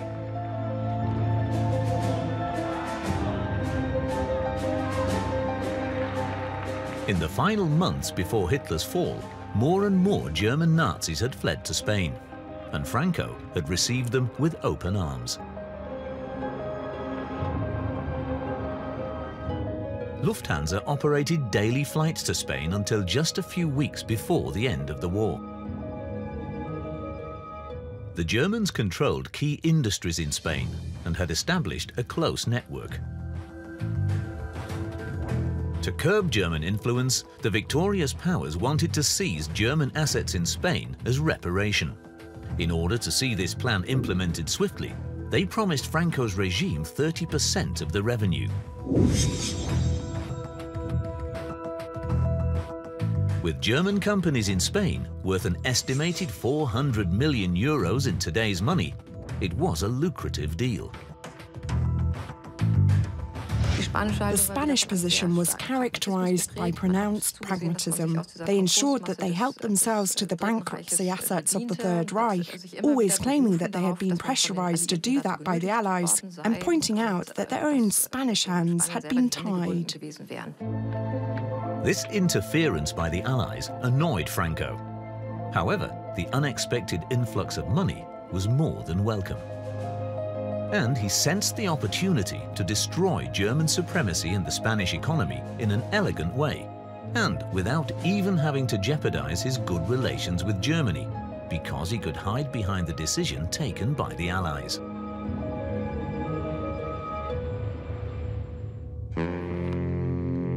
The Caudillo felt a great affinity for the Germans. He had always marveled at their military achievements. Cultivating contacts with the German community in exile was something the dictator attended to personally. Contact, for example, with SS General Johannes Bernhard, who in 1936 had persuaded Hitler to support Franco in the Civil War. In gratitude, Franco allowed Bernhard to build up a lucrative trade empire with the parastatal holding Sofindus. From Spain, the former Mannesmann manager had taken care of virtually the entire exchange of goods with Nazi Germany. Now, after the war, he too had to fear for his future. Johannes Bernhard was cunning enough to initially cooperate with the Allies, and for some time this enabled him to avoid being deported, or at least appearing on the lists with which the Allies tried to get Germans sent back to Germany for denazification. In November 1945, the Allies demanded that Spain deport more than 250 German Nazis. Those being sought became nervous. Many wrote to Franco asking for his protection. And the dictator was happy to help old friends. Not even half of those wanted by the Allies were deported.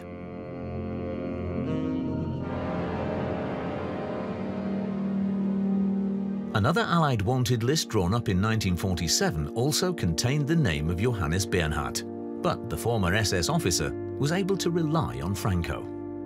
Cuando los aliados le piden When the Allies demanded his deportation, Franco refused.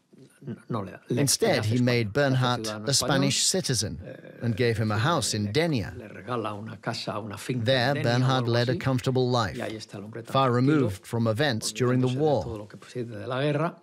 Finally, in 1950, he emigrated to Argentina.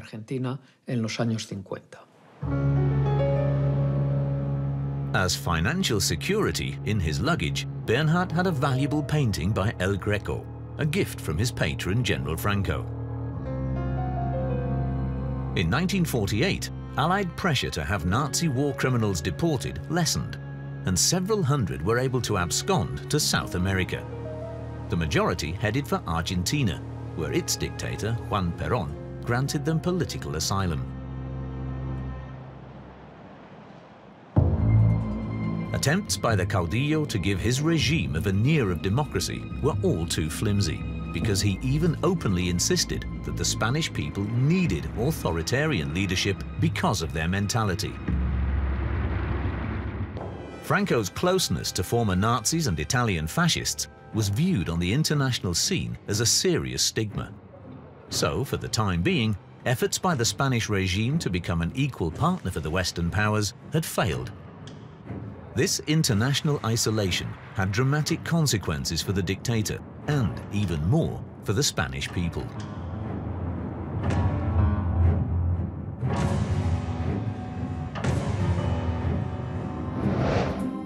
Without the protection of his defeated fascist partners Hitler and Mussolini, Franco needed a new strategy for survival. In December 1946, in front of the Royal Palace in Madrid, he took a new tack. He created the idea, which was utterly fraudulent, but given his control over the media, it worked, that Spain was the victim of a blockade by the Western powers. So people rallied to him. He actually said that the Americans and the British want to bring down Spain because they are jealous of the Falangist regime. And people believe that. Franco presented his supporters with the tried and tested spectres.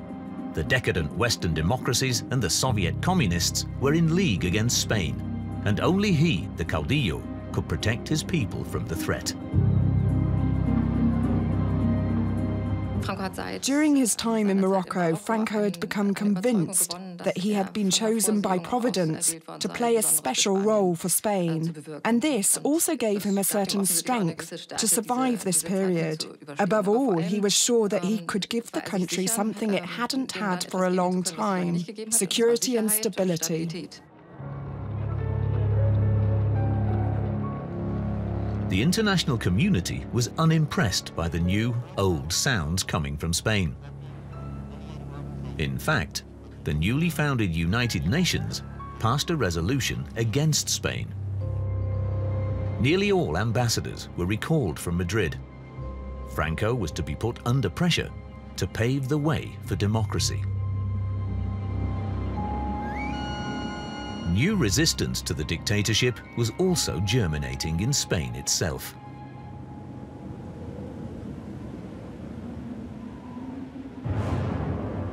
In many places, supporters of the old republic had gone underground and formed guerrilla units. And they were now receiving support because since the end of the war, Republican fighters had been returning home from France. With the experience they had gained with the French resistance, they wanted to contribute to the struggle against Franco.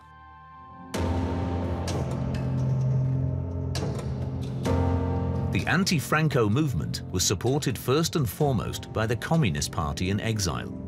It organized militant groups and carried out acts of sabotage designed to demoralize the hated regime.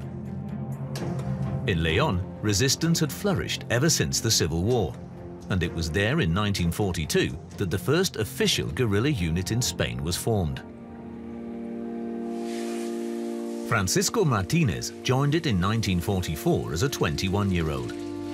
The first fighters from nearby France soon arrived as support. They returned in 1945. In those days, we still believed that Franco would not receive international recognition. They spent 2 or 3 enthusiastic years with us. They were all here voluntarily, but we weren't. That's why we also differed in our strategies. Basically, they kept to themselves. But our principle was to foster close ties with the people, with the villages, with the children, with the women, with everyone. Without the women and children, guerrilla activities would have been impossible. It is only thanks to them that we were able to survive in enemy territory. Martínez had supported the guerrillas for years as a messenger boy. Like many people in the region, his mother also sympathized with the left-wing republic.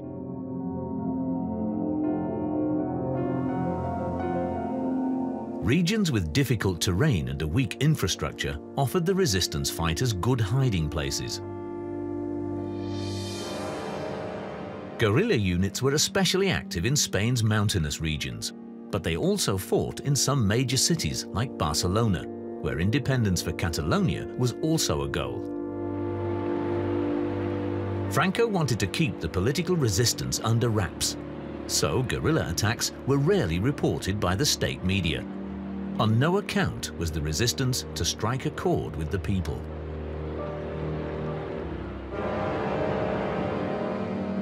If newspapers carried any reports at all, it was to depict the guerrilla activities as the work of common criminals.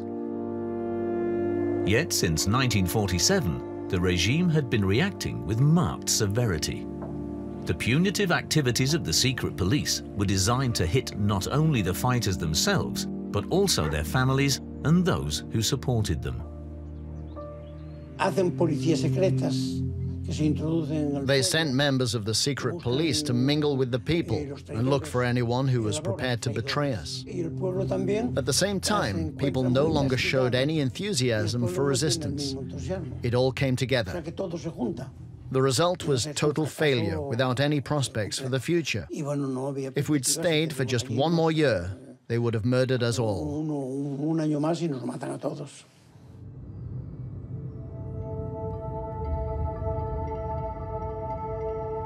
Francisco Martínez managed to flee to France. Demoralized by Franco's repression, like him, many fighters left the country. It was not until many years later, as a pensioner, that Martínez returned to Spain. Hopes that Spain's dictatorship would also topple like its counterparts in Germany and Italy were dashed.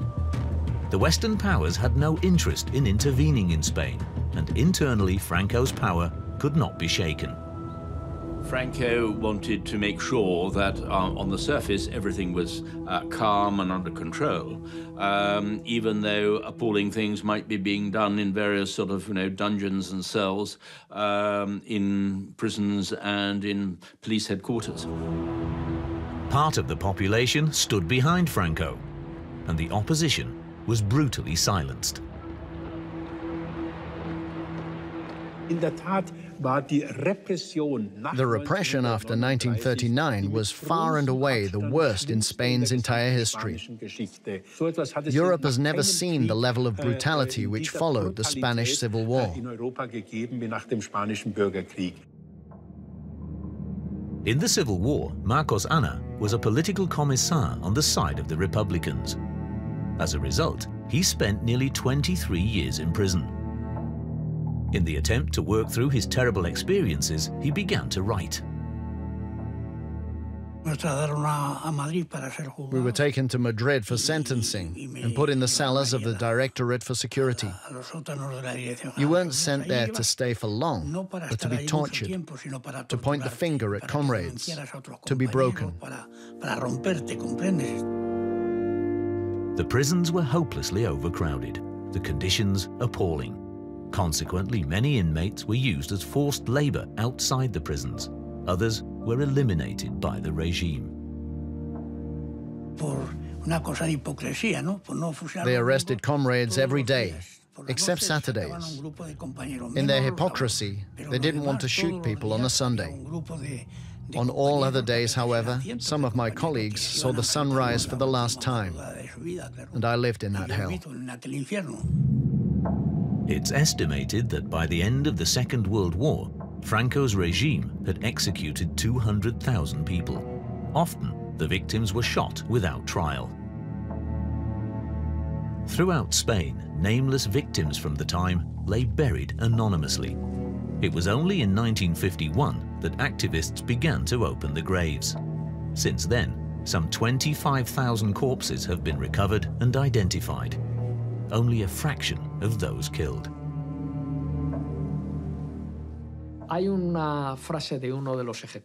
One of Franco's most sinister executioners once said, "The left will not stir again for 20 or 30 years."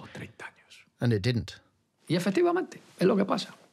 The atmosphere of terror, the atmosphere of fear, was there right from the start, and it was well known. You know, the screams from, say, the Dirección General de Seguridad in the Plaza del Sol in Madrid was enough, if you like, to keep people in the capital well aware of what would happen to them if they actually started to work against the regime. Units of the Guardia Civil and the secret police kept the Spanish people under total surveillance. The many years of terror left deep marks. Fear became part of everyday life.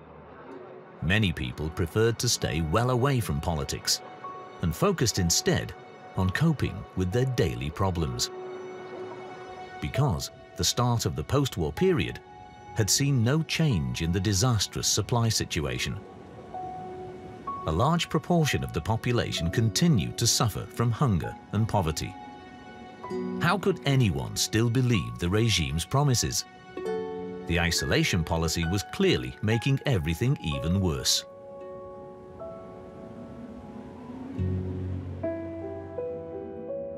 If the situation was to improve, Franco urgently needed international loans, but he was turned down. He was now forced to rely on the help of the few friends he had. Appreciable support came especially from Argentina, where Juan Perón had been president since 1946. Perón, like Franco, a general and fascist sympathizer, granted loans and approved deliveries of grain. This meant that at least the worst of the famine in Spain could be combated. Without Perón's help, the impoverished country could scarcely have survived. As a special gesture of friendship, in 1947, Perón sent his wife Evita to Madrid. The visit by the glamorous 28-year-old was accompanied by many rumors. Franco's wife, Carmen, for instance, is said to have forbidden her husband to travel around Spain alone with Evita. Franco, although there are doubts about his sexuality, always seemed to have an eye for the ladies. And this was something that his wife was very aware of. So when Evita came, who was very beautiful, apparently there was a a big competition between her and Mrs. Franco. Spain's First Lady wanted to match the young Argentinian in every way, at least with regard to fashion. On one occasion, apparently despite the summer heat, Franco's wife even wore her finest fur coat. Evita Perón was intended to bring a touch of glamour to destitute Spain and distract its people from their woes. Evita was a populist. She was more of a fascist in terms of, you know, a populist, modernising regime and so on. That wasn't Franco. I would be surprised if there was much of a meeting of minds.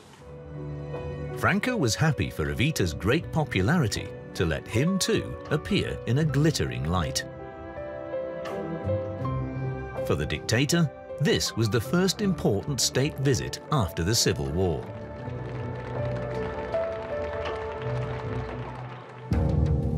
Franco's propaganda made the foreign boycott responsible for Spain's misery. Primarily, however, that misery was homemade.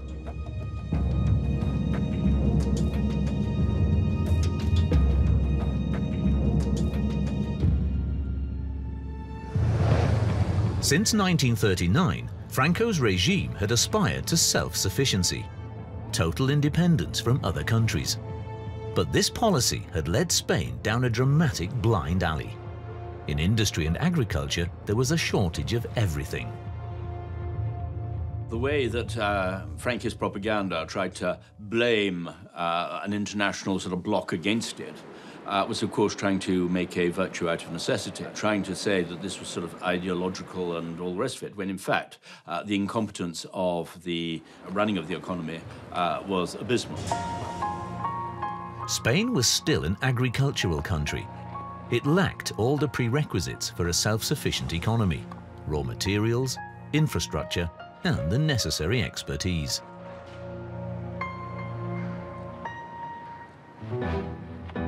In the early 50s, ambitious prestige projects were launched, which, it was hoped, would change the situation. Franco wanted to bring about an economic revival by force. His favorite project involved dams. During his rule, the caudillo had several hundred of them constructed all over Spain. Above all, the dams were designed to improve the water supply to Spain's extensive arid regions. Agriculture was particularly dependent on water. Now, new farming colonies were established everywhere. In regions of low productivity, the state distributed land to settlers' families, who were to make the land arable. Soon, nearly 300 of these colonies existed. Águeda del Caudillo in the province of Salamanca is one of the villages which were founded. The settlers saw it as a chance to escape from the misery in Spain. When we came here, we started virtually from scratch. They gave us seed, and we plowed the soil with donkeys as best we could. Not everyone knew what to do with the plots, least of all me. The prospect of a house and a plot of land attracted some 55,000 families from all over Spain to the new colonies. But only those who declared their loyalty to Franco were allowed to settle in them. The more helping hands, the better. So, large families were particularly welcome.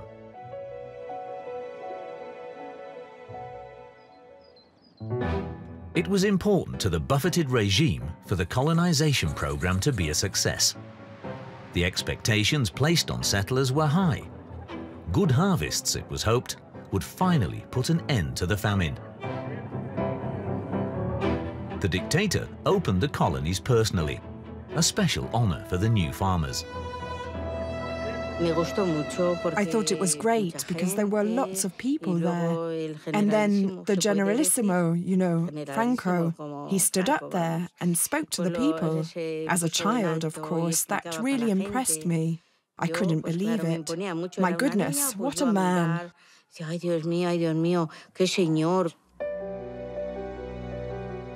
When it was officially opened in 1954, Like many other colonies, Águeda had Del Caudillo added to its name. It was not until 2016 that this reverence to Franco was removed. Political activists had taken the issue to court. Many people in Águeda are still grateful to the dictator even today. They were able to build up a livelihood on a piece of land which Franco had taken away from the big landowners as a supposed benefactor of the poor. Often, though, the soil was barren. Many farmers found it hard to live from the harvest and pay taxes as well. Time and again, settler families had to give up. We'd already had a vegetable patch, so I knew what I was doing. But what if you've no experience? Many people came from outside and had no idea. They didn't produce anything and had to hand over their land to someone else.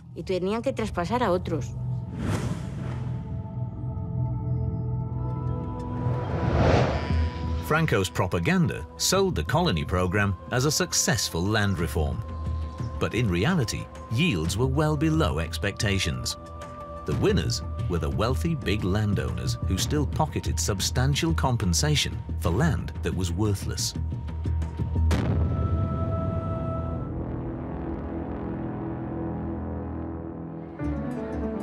In Spain, social inequality was part of everyday life.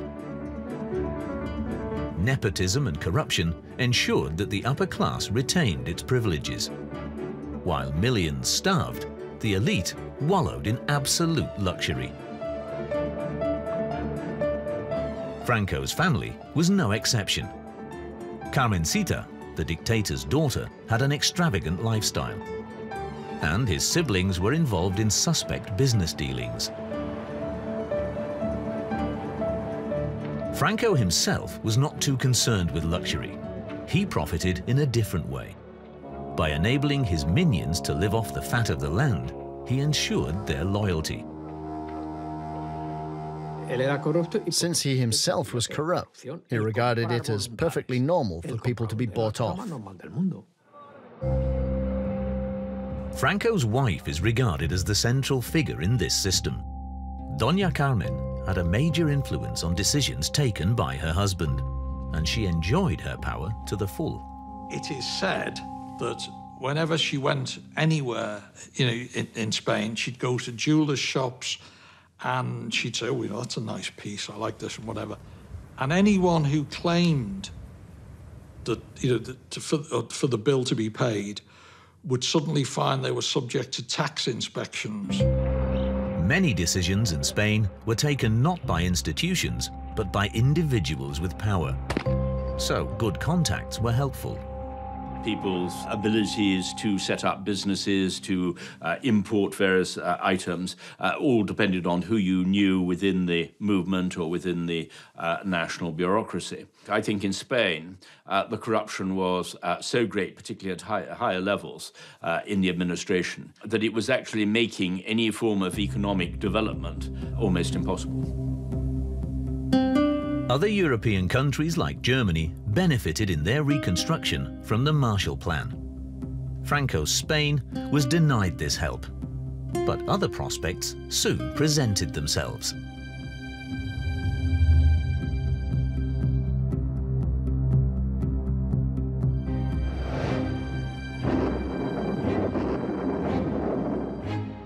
The Cold War improved Franco's situation considerably. Since 1947, the countries of the Eastern Bloc, led by the Soviet Union, and the Western powers, dominated by the United States, had been competing in an arms race. The world was divided into two hostile blocs: socialism versus the free market economy. Europe was at the focal point of the arms race, which soon involved nuclear weapons. With the possibility of a Third World War looming, both sides were busily gathering potential allies. Spain could be a valuable partner in the conflict with the Eastern Bloc, but NATO, the Western alliance, saw no place in its ranks for Franco. reservations regarding the dubious despot were too great. Franco was furious. After all, was it not he who for years had propagated the fight against communism? Franco reacted with total incomprehension to the attitude by the Western powers. He had been absolutely convinced that he would be accepted into the Western Defensive Alliance. And indeed, the US government was beginning to think again. Maybe the Nazis' former friend should be included after all. The Pentagon exerted more and more influence. It spoke a totally different language, pointing out time and again that it was simply impossible for Europe, for the Mediterranean, and for the Straits of Gibraltar to be defended effectively without the participation of Spain. As the threat of war increased, Spain assumed more and more strategic importance. In the event of a Soviet attack, Spain could be useful as a place of refuge, but also as a bridgehead in Europe.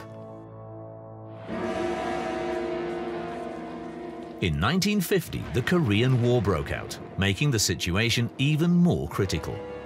In NATO, Washington got its way. Spain was to be given a role in the defense of the West. At the same time, at the United Nations, America advocated Franco's rehabilitation. After 4 years of isolation, Franco was brought in out of the cold. When the UN lifted its sanctions in 1950, the regime's reaction was to say, they have realized that we were right. The sanctions were unjustified, and Spain did not bow and scrape. La estrategia occidental precisa una pieza, España. La ONU, por mayoría, acuerda dar libertad para que vuelvan a Madrid los embajadores. Con tal motivo, la televisión americana pide al caudillo unas declaraciones.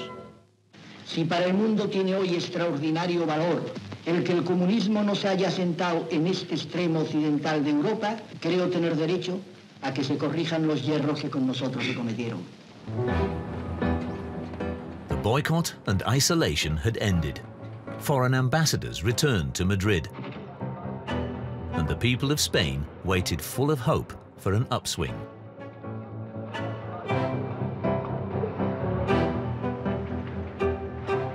And indeed, to a certain extent after 1951, the economic situation improved. The United States approved the first loans to Spain. Then Europe followed suit. Urgently needed investment in industry and agriculture thus became possible. After years of stagnation, the Spanish economy at last had the chance to get going again.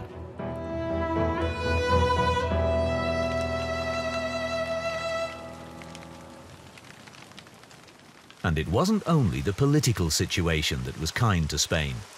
In 1951, extensive rainfall ended the devastating droughts of previous years. The major famine was over. Spain's farmers gathered in record harvests. Consequently, in 1952, it was possible to end food rationing, earlier than in Great Britain. The improved food supply situation also offered relief to Franco. A nation that is starving can also be a threat to a dictator. With the end of international isolation, his regime had survived its most difficult crisis. But the Western powers were still far from seeing Franco as an equal partner.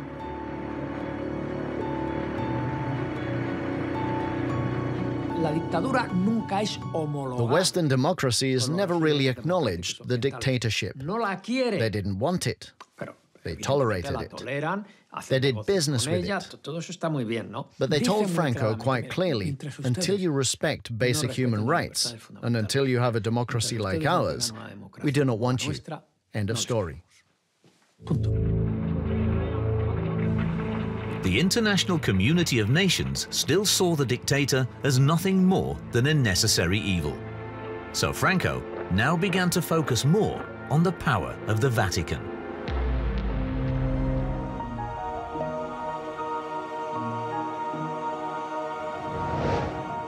More than 90% of Spaniards are Catholics, and many of them are devoutly religious. The Catholic Church, and the Vatican in particular, had exercised great influence in Spain for many years.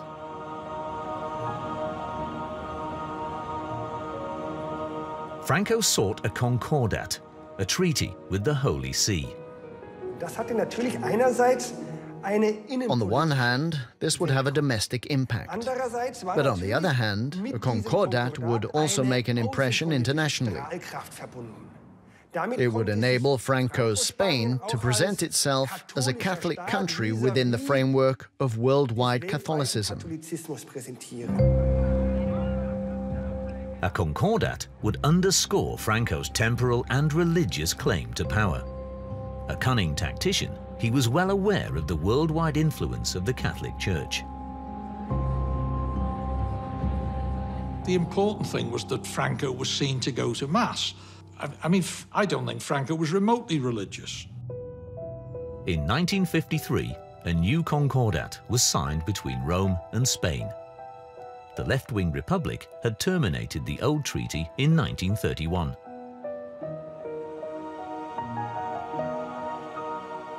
In contrast to Franco, the church leaders were in no hurry.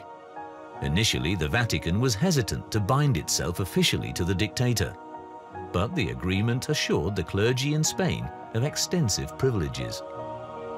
In return, the dictator tied the bishops to his regime even more closely, and could thus demand their unrestricted loyalty.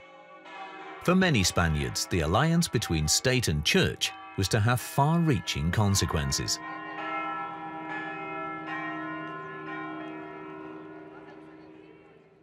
They were given complete control over education, over censorship, and above all over the orphanages. So from that point of view, Franco knew perfectly well that these children would be brainwashed into becoming, you know, basically loyal nationalist Frankist supporters in the future. Hardly anyone dared say that they were not a Catholic. People were afraid to be different. It was a case of el que dirán. What will people say if I sheer away from official Catholic thinking? In this respect, the Church had a psychological presence, which few were able to breach. Even kissing in public was an offense, escándalo público. One of the darkest chapters in the cooperation between Church and Franco's regime is the widespread abduction of children. At the time, this was kept a strict secret, but for many years, a network of priests, doctors, and children's homes brought unhappiness to parents and their offspring. The government systematically had children taken away from parents who opposed the fascist regime. In many cases, the parents were in prison, or they had even been murdered. With the help of the Church, their children were to be brought up in homes to become good Christians and followers of Franco. Or they were sold to couples loyal to the regime who wanted a family. The aim was to deprive socialism in Spain of new blood. The original aspiration was to missionize Spain. In other words, to remove all these demons from the Republic and from Spanish society through intensive mission work, and to create the foundations of a society oriented towards Catholic principles and Catholic dogma. But in the final analysis, this goal proved unattainable.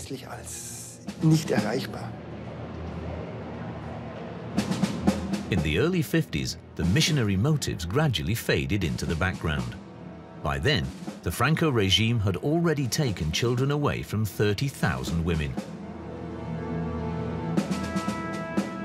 The organized abduction of children was also a lucrative business.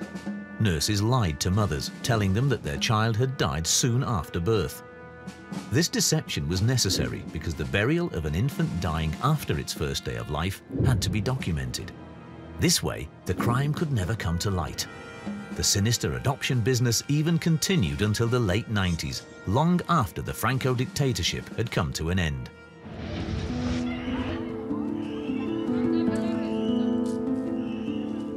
It was not until the early years of the new century that the scandal became public.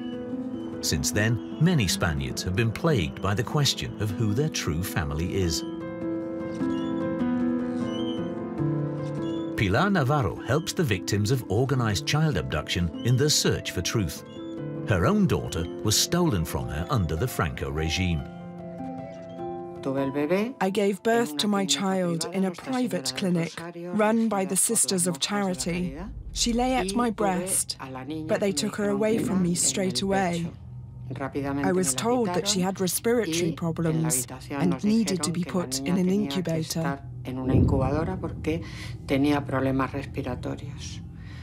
We were concerned, so our father went down to the incubator to see her.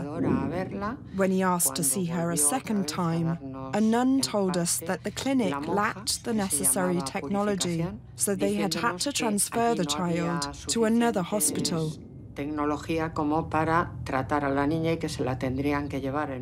than 24 hours after the birth, they came to us once again to say that our daughter had died. We needn't have any worries, they said, because everything had already been taken care of. She had even been baptized, they claimed.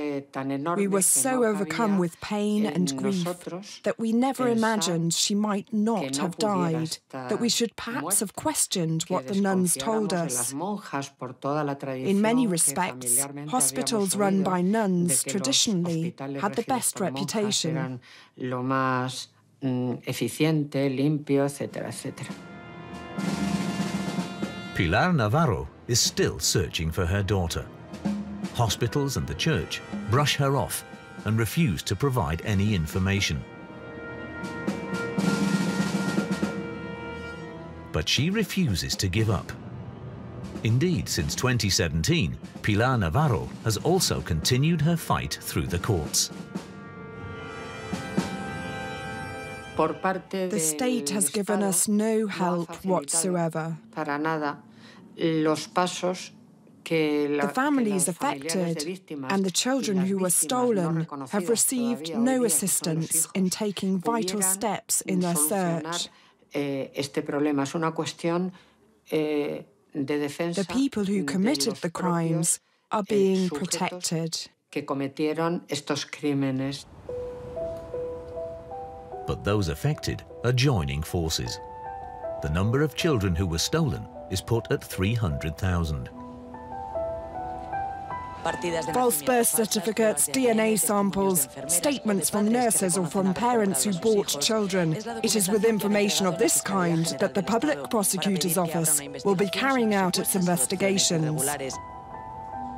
My daughter was taken after 3 days. They stole my twin sister from my parents. I want to know where I come from and find my mother, who is perhaps looking for me too. Do I have siblings? No idea. Gene databases could still clear up a lot of cases and bring families together again.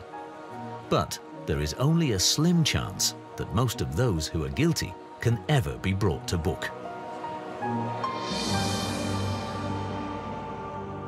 Large-scale child abduction, the disquieting end of a totalitarian system with the blessing of the Catholic Church. But the caudillo sought not only spiritual help, but also solid political support.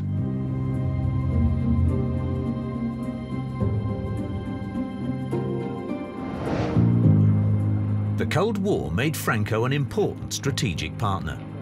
In 1953, the United States and Spain signed a Status of Forces agreement. Franco consented to the establishment of US bases and in return received economic and military aid.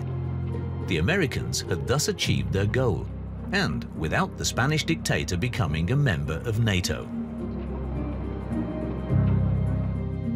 3 aircraft bases were built. In addition, in Rota in Andalusia, a large naval base was established, the only one in mainland Europe for US submarines armed with nuclear missiles. An 800-kilometer-long pipeline supplied the bases with fuel. In addition, smaller military facilities were set up all over Spain. The US Air Force still uses 2 of the bases today. The deal with the American armed forces appeared to be good business for Franco. The Generalissimo collected $350 million in military aid in the first 5 years alone.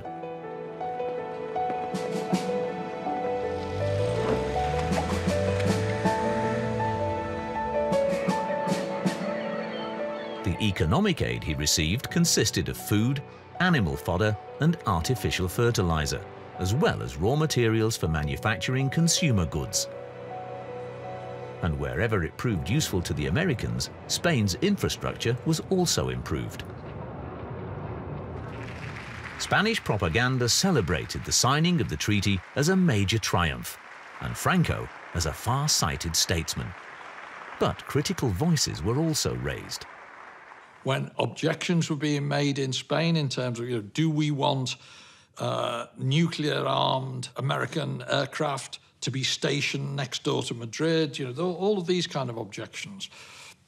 Franco instructed the diplomats who were engaged in the negotiations, do whatever is necessary, but get this agreement. It was not a deal between equals. Para Franco era vital. No en el plano Politically, it was important to Franco for survival. But for the Americans, it was a purely military agreement. Naturally, they were well aware of Franco's weak bargaining position and got as much out of it as they could. Franco had made Spain completely available to them. In the event of a worst-case scenario, Washington would have complete freedom of action on the bases. This was guaranteed by additional clauses, something the regime concealed right to the end. In a Third World War, the deal would have made Spain the target for Soviet nuclear missiles. The dangers of this military cooperation, even in peacetime, became evident in January 1966. In a collision with another aircraft over Palomares in Andalusia, an American B-52 bomber lost 4 hydrogen bombs. None of the bombs exploded, but on impact, 2 released radioactive radiation. 1,400 tons of contaminated earth had to be removed. Traces of this radioactive contamination can still be measured today.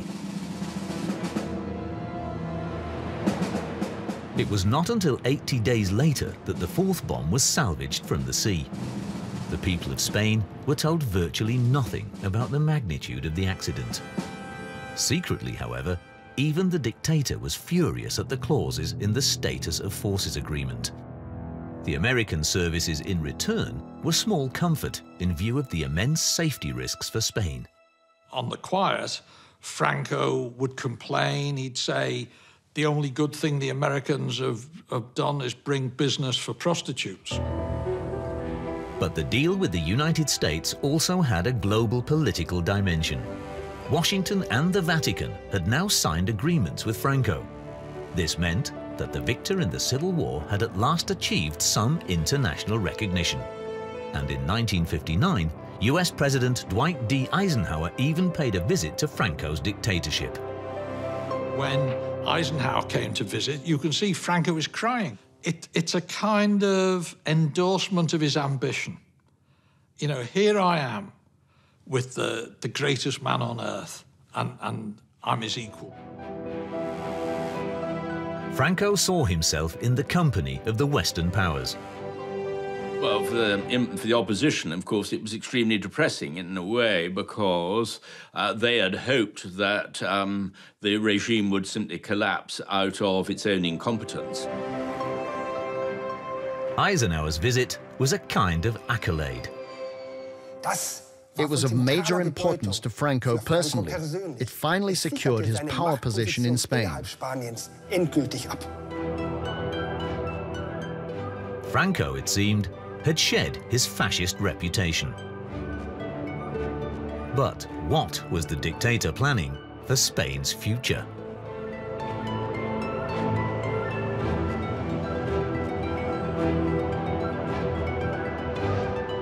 After the Second World War, Franco, an admirer of Adolf Hitler, had to look for new partners. But they had their own specific interest in Spain. the Caudillo's regime adapted to the global situation, and in doing so, came under pressure internally. The dictator had grown old. The question of a successor was an issue he dealt with personally. But the young king, by the grace of Franco, had his own plans for Spain's future.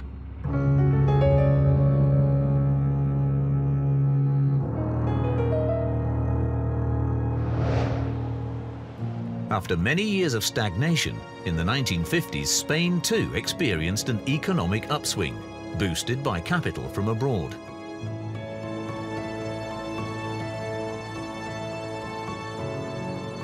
Franco's foreign policy successes opened up new perspectives and cemented his grip on power.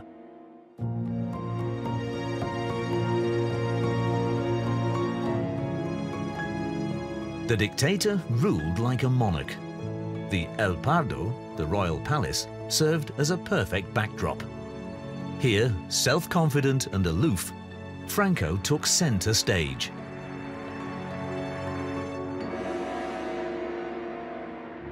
Much to the annoyance of the Spanish royal house.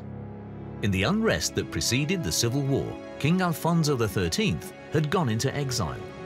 Since the king's death, Alfonso's son Juan had laid claim to the throne.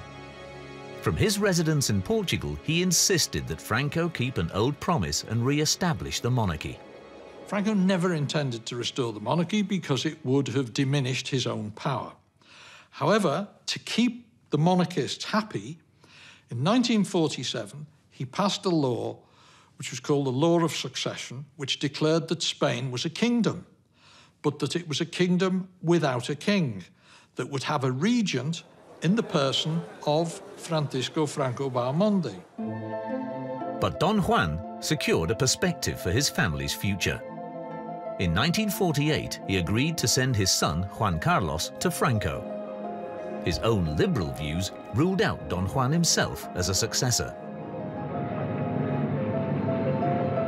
Effectively, what Franco is saying to Don Juan, if you ever want to be on the throne, if you want your family to come back and be on the throne, you let me have your son, and you let me train your son in the ways that I want.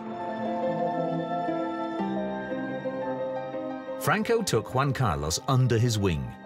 He received the necessary drill at elite schools and military academies.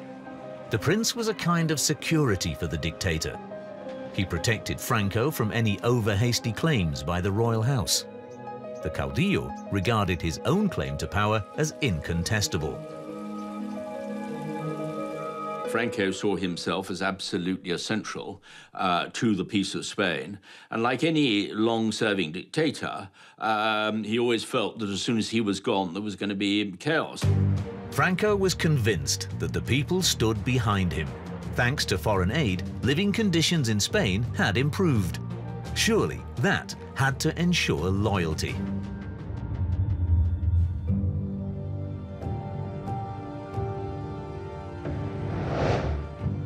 But Spanish society was changing. The regime faced new challenges. The time for a new generation first had to come, and we were that generation, those born during the Civil War. We were not scarred by the reign of terror. We'd not experienced the repression that occurred during the war and afterwards, so we were bolder. In 1956, the University of Madrid became the first scene of unrest. Its students called for freedom and democracy. In the eyes of the dictator, that was tantamount to patricide, because the demonstrators came from the very upper class he had always favored. The parents were loyal followers of Franco, but their offspring were suddenly protesting. We wanted democratization, democratic parties and so on. We didn't have any concrete concept. We just wanted a normal democratic country like France, post-war Germany and Italy. But it was actually the fascist party that held sway at Spain's universities, because Franco also used his phalangists to control the country's academic life. and they shared the caudillo's mistrust of the universities, which were seen as potential breeding grounds for dangerous left-wing ideas.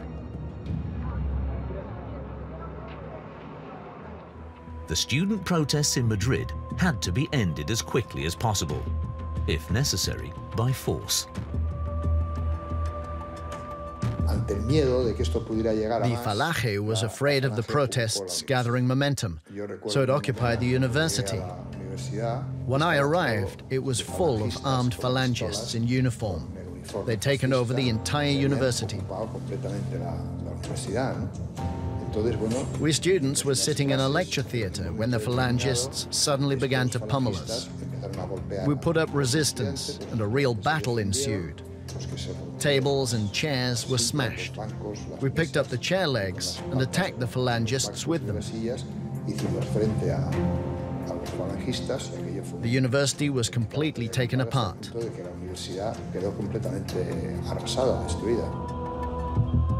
The resistance could not be stifled from one day to the next. At the universities, camps once hostile to one another now formed a broad alliance against Franco.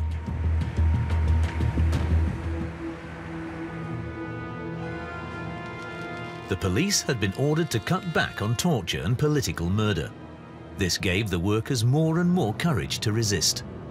Franco's inflationary policies were having a dramatic impact on ordinary Spanish people. Prices were rising day by day, but wages remained static. In 1956, workers in several industrial centers downed tools. The regime was beginning to feel the anger of the masses. Luis Romero experienced the start of the protests as a farm laborer in Andalusia. Like many others, he hoped to find better working conditions in Barcelona. In the 1950s, farm laborers gradually began to mobilize. Now everyone wanted to earn at least a certain amount of money, not just for the cash itself, but out of pure necessity.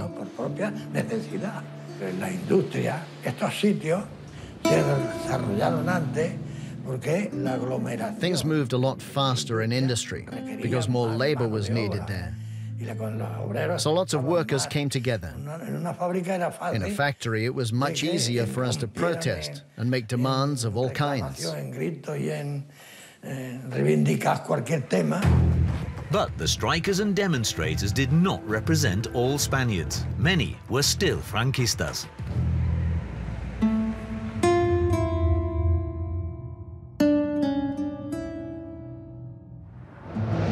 "20 years of war and despotism had left deep scars. Millions of Spaniards had come to terms with the regime. They did not believe that the dictatorship would end all that quickly.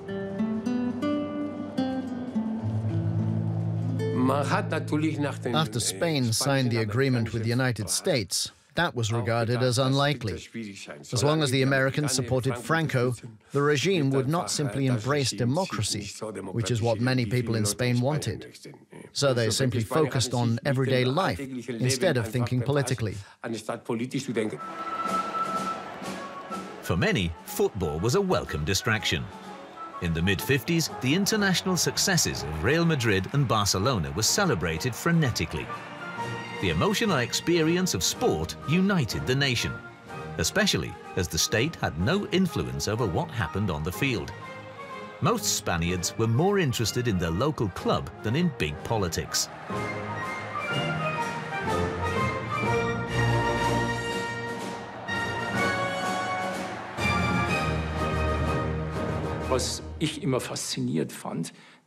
What always fascinated me was that no matter what part of Spain you were in, everyone told you that the most important thing in a man's life was to become president of the local football club.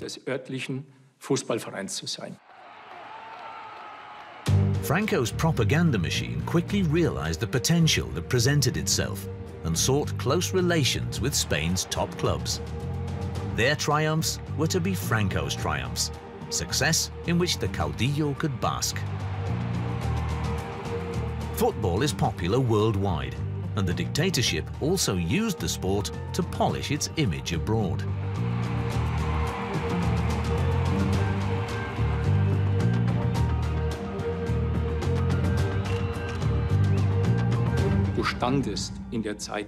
At the time, you were top dog. You played for Real Madrid. You were league champions.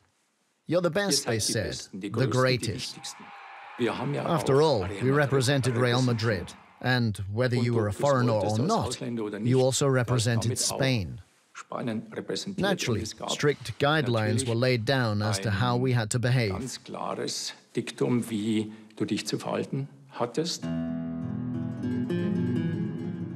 But in the long run, the impressive triumphs on the pitch could not mask the economic problems. Towards the end of the decade, the upswing of the early 50s was followed by the next crisis.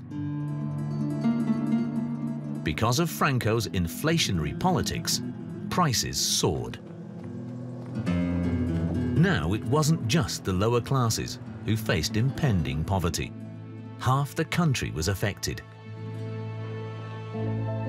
Franco had to get a grip of the supply situation, even if it meant Spain sliding further into debt. The country had to import expensive industrial goods, from Germany, for example. But for its part, Spain had little more to offer than citrus fruits. More and more loans were needed, and sooner or later, the state would be bankrupt. The regime noticed that it had to do something, not because of the unbridled inflation, but because it had no foreign exchange. It had medium-term debts. We're talking about 5 years. Spain had no way of securing foreign exchange, and there was no alternative. Pursuing self-sufficiency with the Falange was out of the question. Franco was in deep trouble. If his dictatorship was to survive, he had to allow reforms.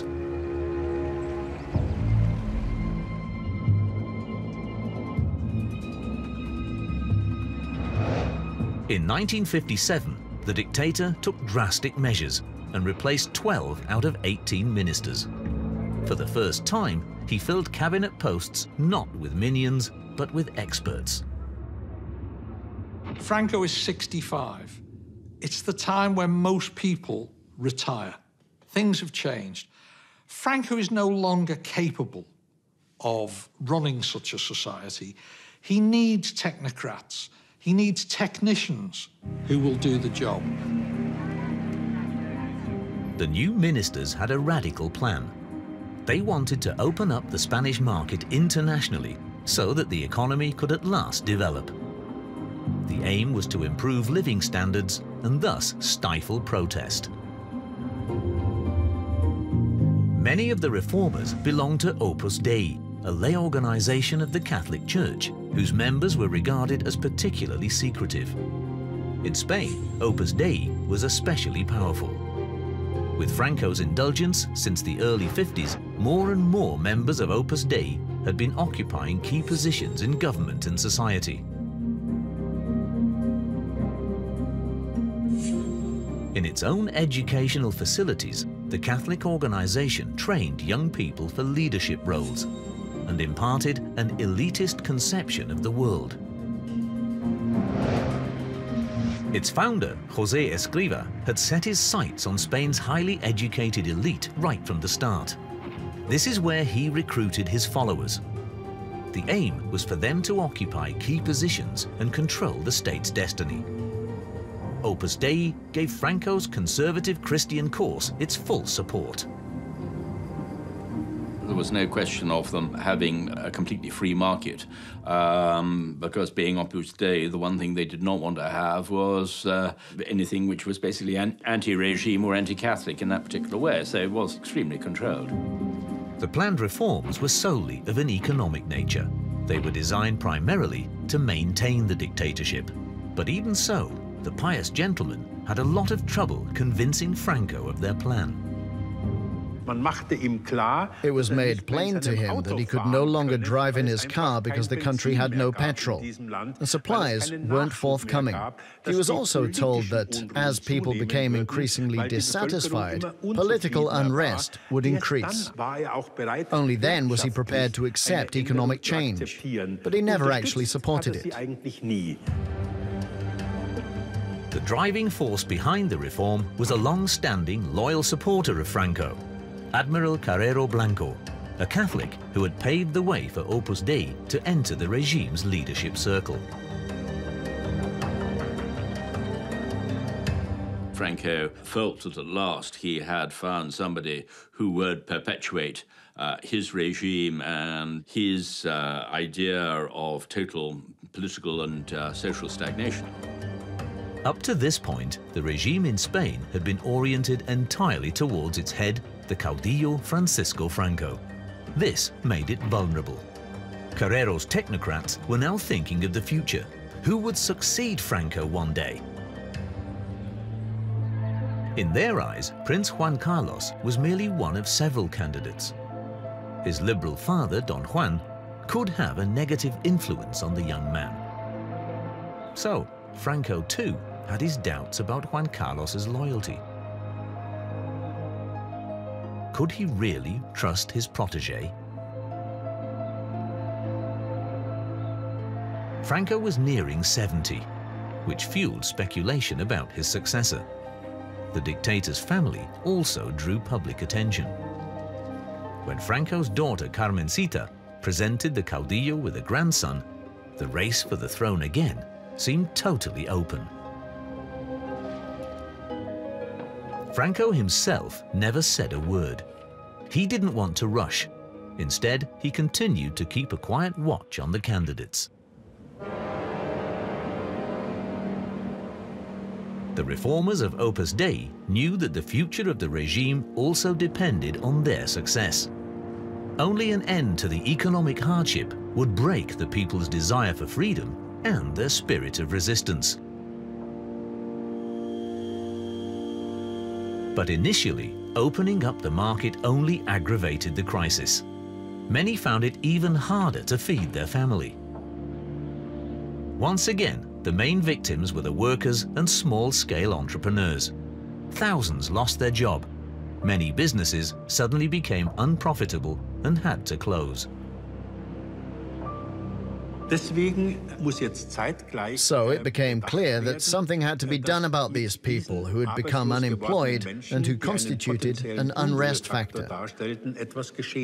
And as historical coincidence would have it, this was a time when the rest of Europe was experiencing an economic upswing.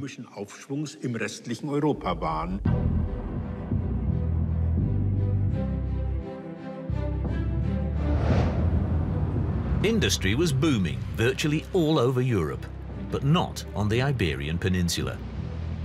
The West European economic miracle had passed by Spain. It was in this situation that Franco discovered a new export commodity: labor.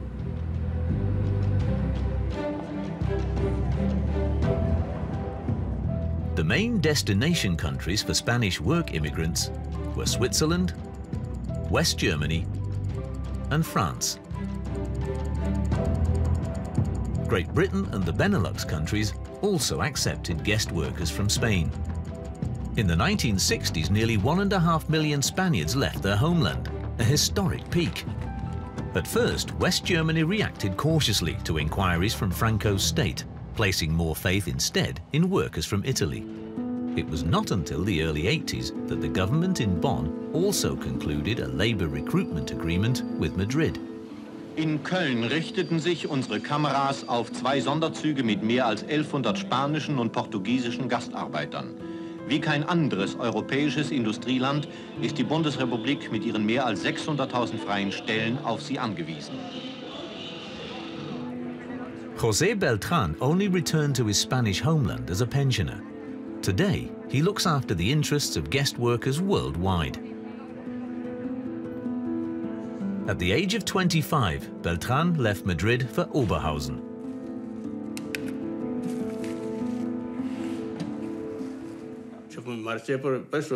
I left to see a different world and to have more opportunities. Here I was badly off. I'd never have been able to own a car. I had no money, and there were no cars anyway.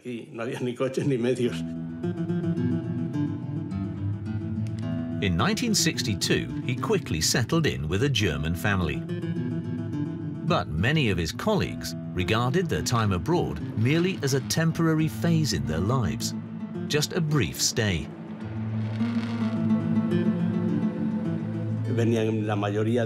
Most of them came from villages in the Extremadura or Andalusia. They were good, hard-working people who led simple lives.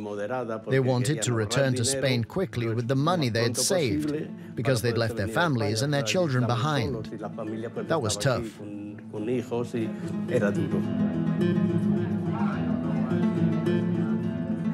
Most of the guest workers had hardly any contact with German society. Nevertheless, life in a democracy was a defining experience. Back then, it was mainly young people who left to work abroad. They had absolutely no idea about politics. But in France or in Germany, they experienced a totally different reality. There were trade unions and political parties. They became members of the CGT, for instance. They experienced freedom and trained as activists. Then they returned to Spain and often played an important role in the workers' struggle. Their politicization had taken place in Germany, Switzerland, or France.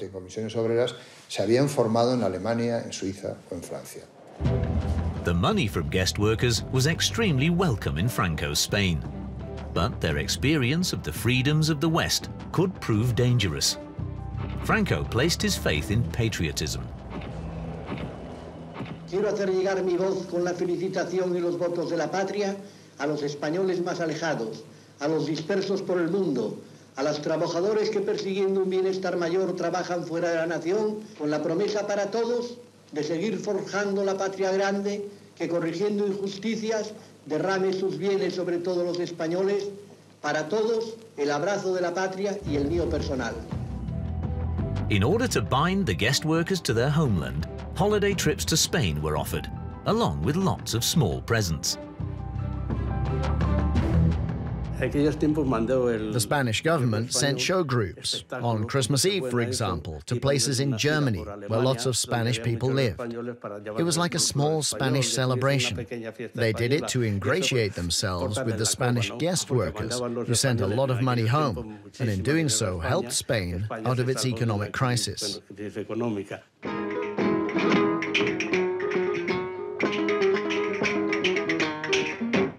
In the 1960s alone, guest workers sent the equivalent of 26.5 billion euros back to Spain. Fresh capital and a breath of fresh air.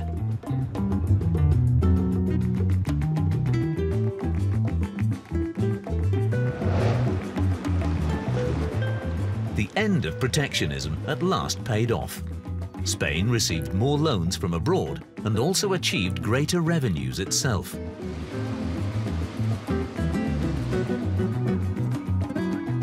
Tourism especially brought in foreign exchange. Summer after summer since the late 50s, more and more foreigners had been spending their holidays on Spain's beaches. Tourism had become far and away the most important growth sector.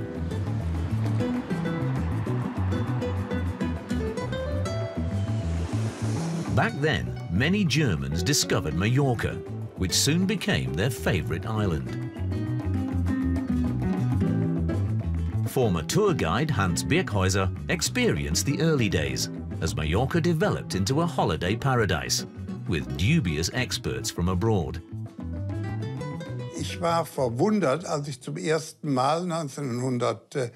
When I came to Mallorca for the first time in 1956, I was amazed to hear not Spanish, English or French being spoken, but Flemish. According to what my colleagues told me, those speaking Flemish must have been former soldiers of the Flanders SS division. A few of them who had fled to Spain in good time before the end of the war had opened an agency which functioned so efficiently and reliably that the Spaniards could only learn from it. Dass also die Spanier nur davon lernen konnten. For many, holidaying in a dictatorship was not a problem. Back then, it was the Minister of Tourism, Fraga Iribarne, who coined the famous slogan, España es diferente. Spain is different. He wanted to revive the romantic cliché, but the slogan also had a political connotation. We are different in every way. We also have a different political system. But if you come to us, that is something you will have to accept. But the many bikini-clad girls full of the joys of life also constituted a threat. While economic reformers were attracting more and more tourists to the country, the regime feared the decline of traditional values. He was extremely uneasy about what effect this would have on Spanish youth. The idea that other people could travel, the pop music that was coming in, the clothing and all the rest of it, all of this completely undermined, in his view, the basis of what Spanish society should be. Franco and the church did not want any Western-style decline in moral standards, so surveillance was called for. You often saw the Guardia Civil. You would recognize them by their conspicuous tricornio hats. When I first came, they kept a close eye on what was happening on the beaches. Back then, kissing and cuddling and so on was seen as unacceptable. As time passed, though, things changed. I saw for myself how, as the number of tourists increased, the Guardia Civil turned a blind eye more and more and didn't really bother.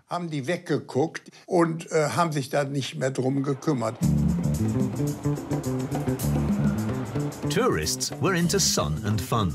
Hardly anyone was interested in Franco's prisons.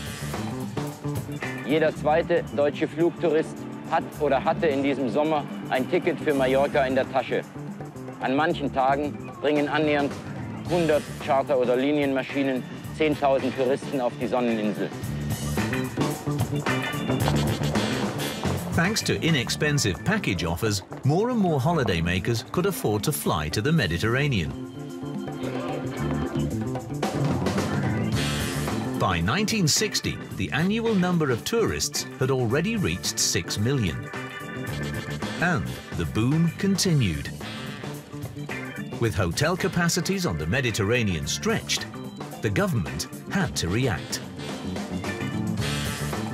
The following year broke all records.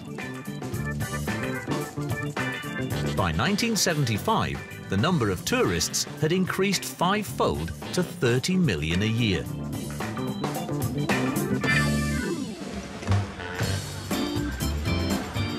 In view of this bonanza, by and large, Franco gave tourism free rein. This resulted in the uncontrolled construction of ugly giant hotels.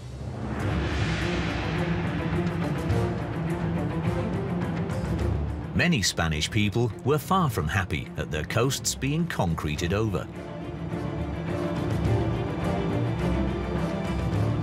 But the tourist invasion also played a major role in getting the impoverished country back on its feet. The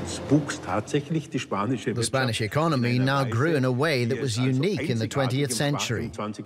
Back then, an average economic growth rate of around 7% was achieved, one of the highest worldwide. The Spanish economic miracle had finally arrived. On the roads, the Seat 600 became the symbol of the boom. After years of deprivation, the people were able to breathe a sigh of relief. We've made it. Living standards were rising. I mean, huge building projects took place of very low quality, but people no longer, as in the South, lived in caves, they lived in apartments. Of course, the Franco regime gave all the credit to Franco. This is the benevolent grandfather of his people making Spaniards happy. The fact that Franco had been against economic openness had long been forgotten. The state media celebrated him and the boom.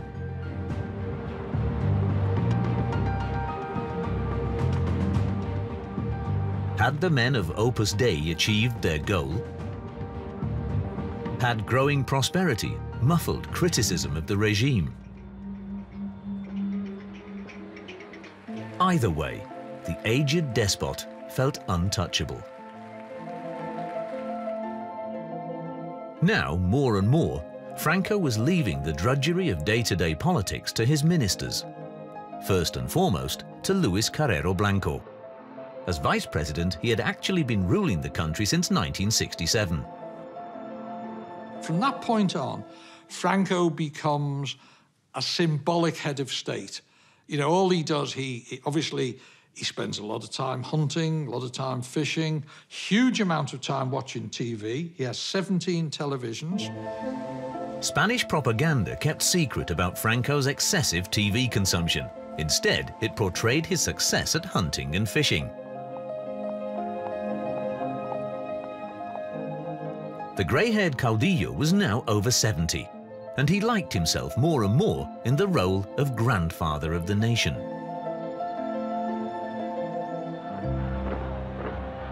But the facade was crumbling. Many Spaniards could no longer be kept quiet with bread and games, nor through fear of state power. The model of flourishing democracies abroad stirred the desire for freedom more and more. The aging dictator was gradually losing control.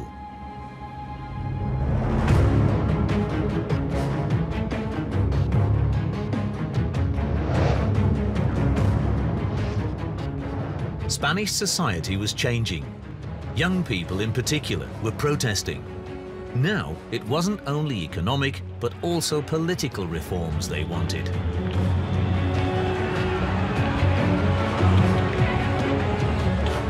In the mid-60s, resistance to Franco's regime became more radical. Spain's youth was losing patience. People took to the streets nearly every day. Since the first riots in the mid-50s, protests had never really abated. It was only 10 years later, however, that they developed into a mass movement.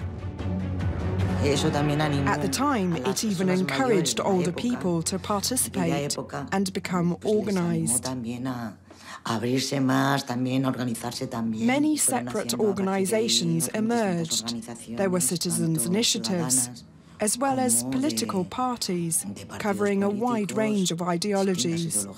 In this respect, our fight became visible. The radical actions of the ETA found particular attention. The Basque underground organization had been fighting for years for more self-determination, something Franco had always denied Catalans and Basques. In 1967, ETA carried out its first bomb attacks. They were followed soon after by political murders. ETA, at that particular stage, had a greater logic to it than, of course, it had once democracy arrived. So I don't think people necessarily sympathized with it, but they perhaps had, certainly if they were very much anti-Frankist, they certainly probably had quite a bit more admiration. Trade unions were still banned, but the workers were becoming more of a force.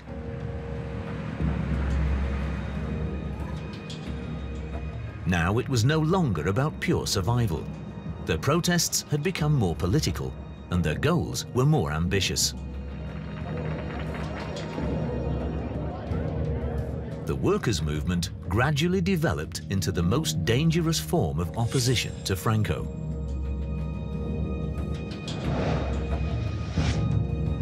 In working-class circles, even the clergy was turning against the regime. Worker priests had long supported strikers, and now bishops were openly criticizing the dictatorship. The fronts were becoming entrenched. Franco even resorted to having priests arrested. But annoying the church was something the dictator could ill afford. Criticism and protests were now coming from all sides.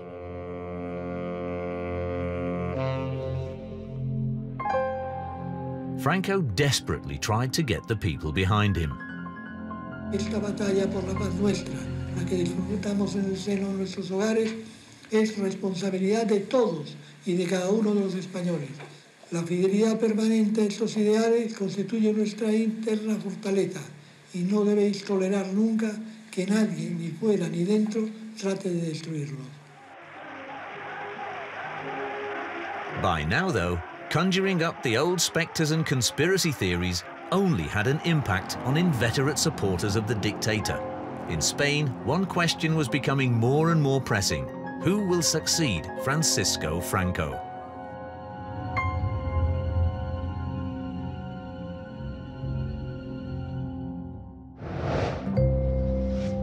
Franco purposely delayed naming a successor in order to restrain the vultures hovering inside and outside his government. Defiantly, he pointed out the longevity of his forefathers. Then, in July 1969, came the long-awaited address. For more than 20 years, the country had speculated about various candidates. Now, the caudillo unveiled his secret and named Juan Carlos as the successor to his throne. He decidido proponerle a la patria como mi sucesor. Spain breathed a sigh of relief. Juan Carlos is king only because Franco has named him. So Franco has broken the legitimacy of the royal line. He's broken the continuity of the royal line. And effectively what he's doing, he is showing that he is greater than any king. 31-year-old Juan Carlos pledged absolute loyalty to the head of state. The new title, Prince of Spain, was created for this descendant of the Bourbon kings. Juan Carlos, who played his cards very, very carefully, again, in a slightly frankest way of not really revealing what his true feelings were, and so therefore gave Franco the encouragement to believe that he could actually carry things on in the future. The regime continued to keep a close eye on Juan Carlos. Close advisors, and particularly the group that gathers around Mrs. Franco, that want to make sure that there will be no move to democratization, say to Franco, and this happens, you know, we've a lot of evidence about this, say to Franco, be careful with this Juan Carlos. He's not to be trusted.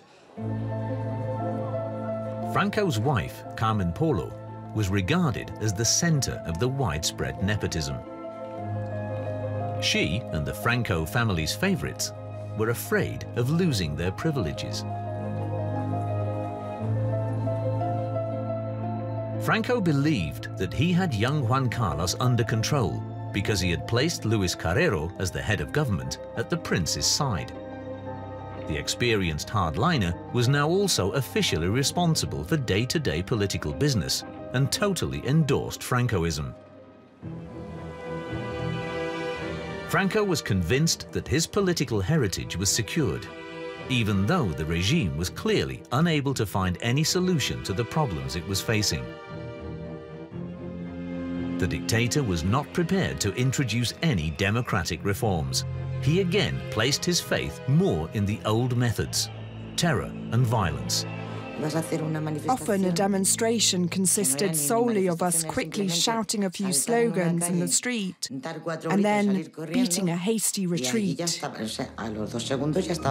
Because 2 seconds later, the police were there and opened fire, and they shot to kill.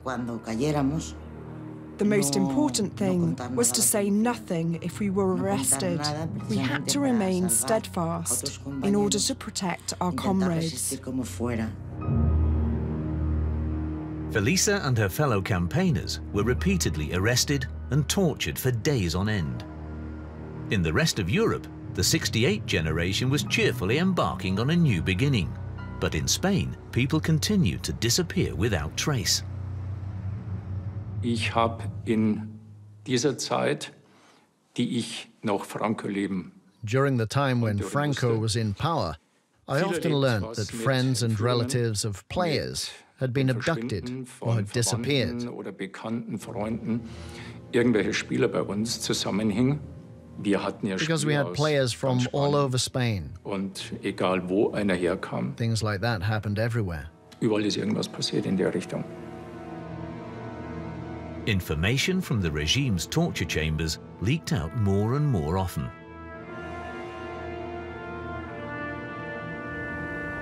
One turning point was the Burgos trial in 1970. 16 ETA fighters stood before a military tribunal. They faced the death penalty. This triggered a wave of protests, not only abroad, but also in Spain itself. Der Prozess von Burgos wirkt sich aus wie ein Katalysator, den sich die Unzufriedenheit kristallisiert, mit der zahllose Spanier, die bisher keineswegs zur Opposition gerechnet werden mussten, die Regierungspolitik der letzten 1,5 Jahre verfolgen. How much longer could the dictatorship survive? The Pyrenees weren't 3,000 meters high, as they are in reality. They were 10,000 meters high. What happened beyond them was always the same. In this respect, Iberia was somewhat despised. Franco was always in power. But the trial in Burgos in 1970 brought the whole issue to the world's attention for the first time. The verdict sparked off worldwide protests. All the accused had been sentenced to death. Franco's violent regime wanted to set an example. But international pressure grew. Even the Pope intervened. A few days later, the caudillo relented and commuted the death sentences. To save the dictator's face, his propaganda machine sold Franco's decision as an act of strength. As an exception, he had shown leniency. On a social level, that was quite successful, and it motivated us to see what else we could achieve. The opposition believed its time had come. Franco's health was visibly fading. He was suffering from Parkinson's disease.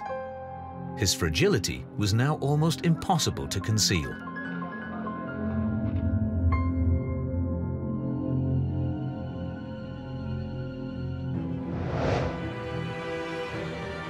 Franco's followers had taken every measure to enable the regime to survive his death. Respecto a la sucesión a la jefatura del Estado, sobre la que tantas maliciosas especulaciones hicieron quienes dudaron de la continuidad de nuestro movimiento, todo ha quedado atado y bien atado. But on a December morning in 1973, Franco's plans were shattered. His faithful vice president, Admiral Carrero Blanco, was assassinated by ETA. On his way back from church, a bomb was detonated, which hurled his car high into the air. People were afraid. What is going to happen next? What I remember is the sudden silence in the city. Everybody withdrew and waited, because something like that had been totally unexpected. The dictator was heart-stricken and grieved for his veteran companion.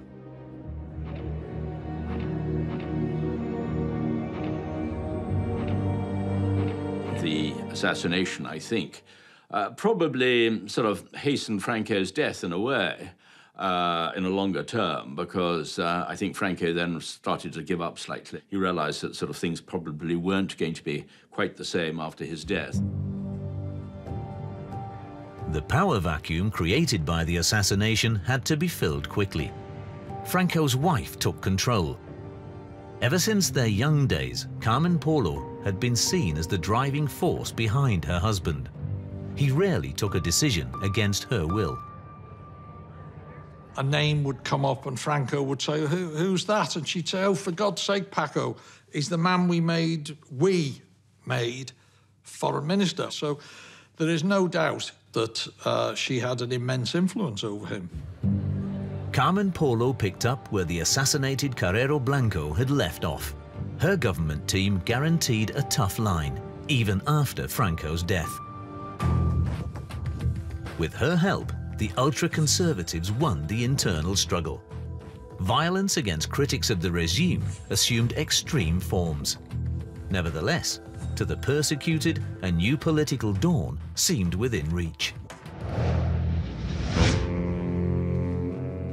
Franco played golf. In 1974, dictatorships ended in 2 other countries, Portugal and Greece. But no reaction was forthcoming from Spain's dictator. No reforms, no abdication. He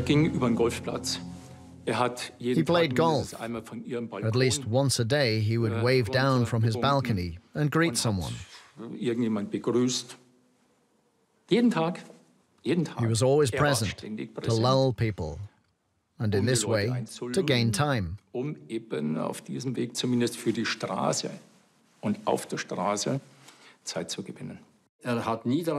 He never considered stepping down or making any significant changes. That gave many people who were depoliticized some peace of mind. Nothing else will happen. Everything will continue as before. At the same time, however, when his illness became manifest, a big question mark arose. People knew something would happen soon, but they didn't know what.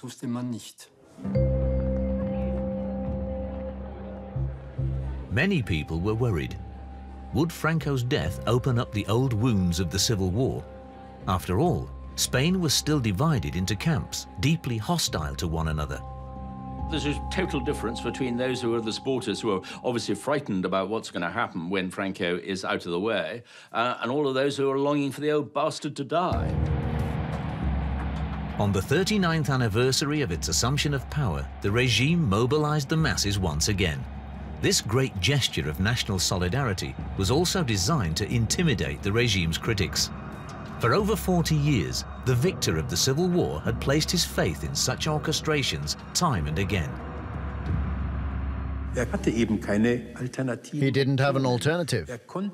He couldn't introduce reforms that would have met the needs of Spanish society. That would have been tantamount to negating the political work of a lifetime. And for Franco, that was out of the question.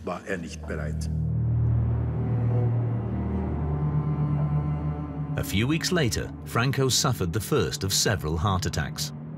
The general public followed his slow death practically live. Doctors kept him artificially alive for several weeks, until November the 20th, 1975. Españoles, Franco ha muerto.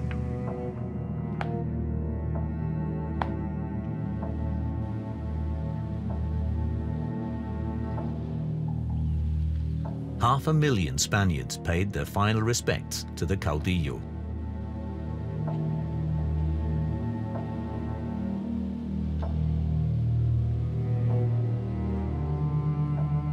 His mortal remains were laid to rest in the Valle de los Caídos, the Valley of the Fallen. Franco had had the mausoleum built for himself many years before. Spain and the rest of the world held its breath. What would happen now? Would the dictatorship also die along with Franco?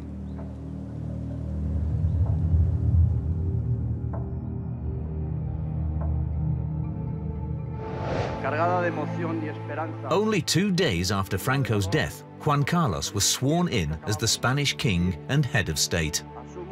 His most important mission was to find a future for Spain and its divided society.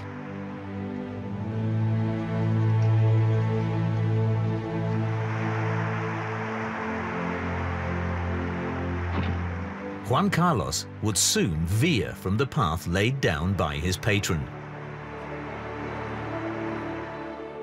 Reforms were inevitable, but the pressing questions were, how far-reaching would they be? And how strong was the young king on whom all hopes rested?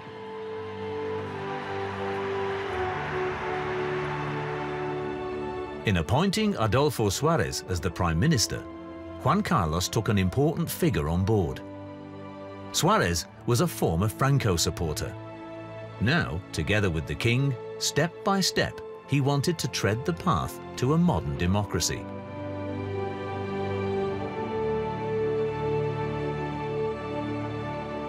In summer 1974, free elections were held in Spain for the first time in 40 years. And an amnesty law was passed granting impunity for those who had committed crimes during the Civil War and under the Francoist regime.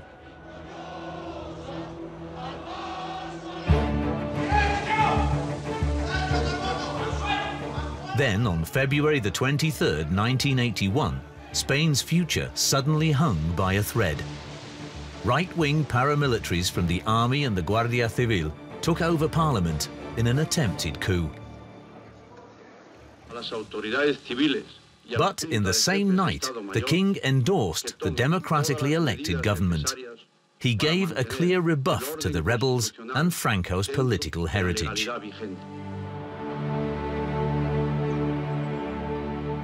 Some people had had little faith in Juan Carlos, but at that moment, he had saved democracy in his country. The Spaniards, on the whole, didn't really want to go back to the Spanish Civil War. They wanted to fast forward into the future, and Spain's regeneration, Spain's modernization in such a short space of time, particularly in the 1980s, was an amazing achievement. Under Francisco Franco, Spain had experienced the most difficult epoch in its recent history. The Civil War cost 500,000 lives. In the years that followed, hundreds of thousands more became victims of a reign of terror. Almost 40 years of Franco's dictatorship have left deep scars. Many of the guilty remain silent, while those who suffered are rarely listened to. Reconciliation remains a task for the present and the future.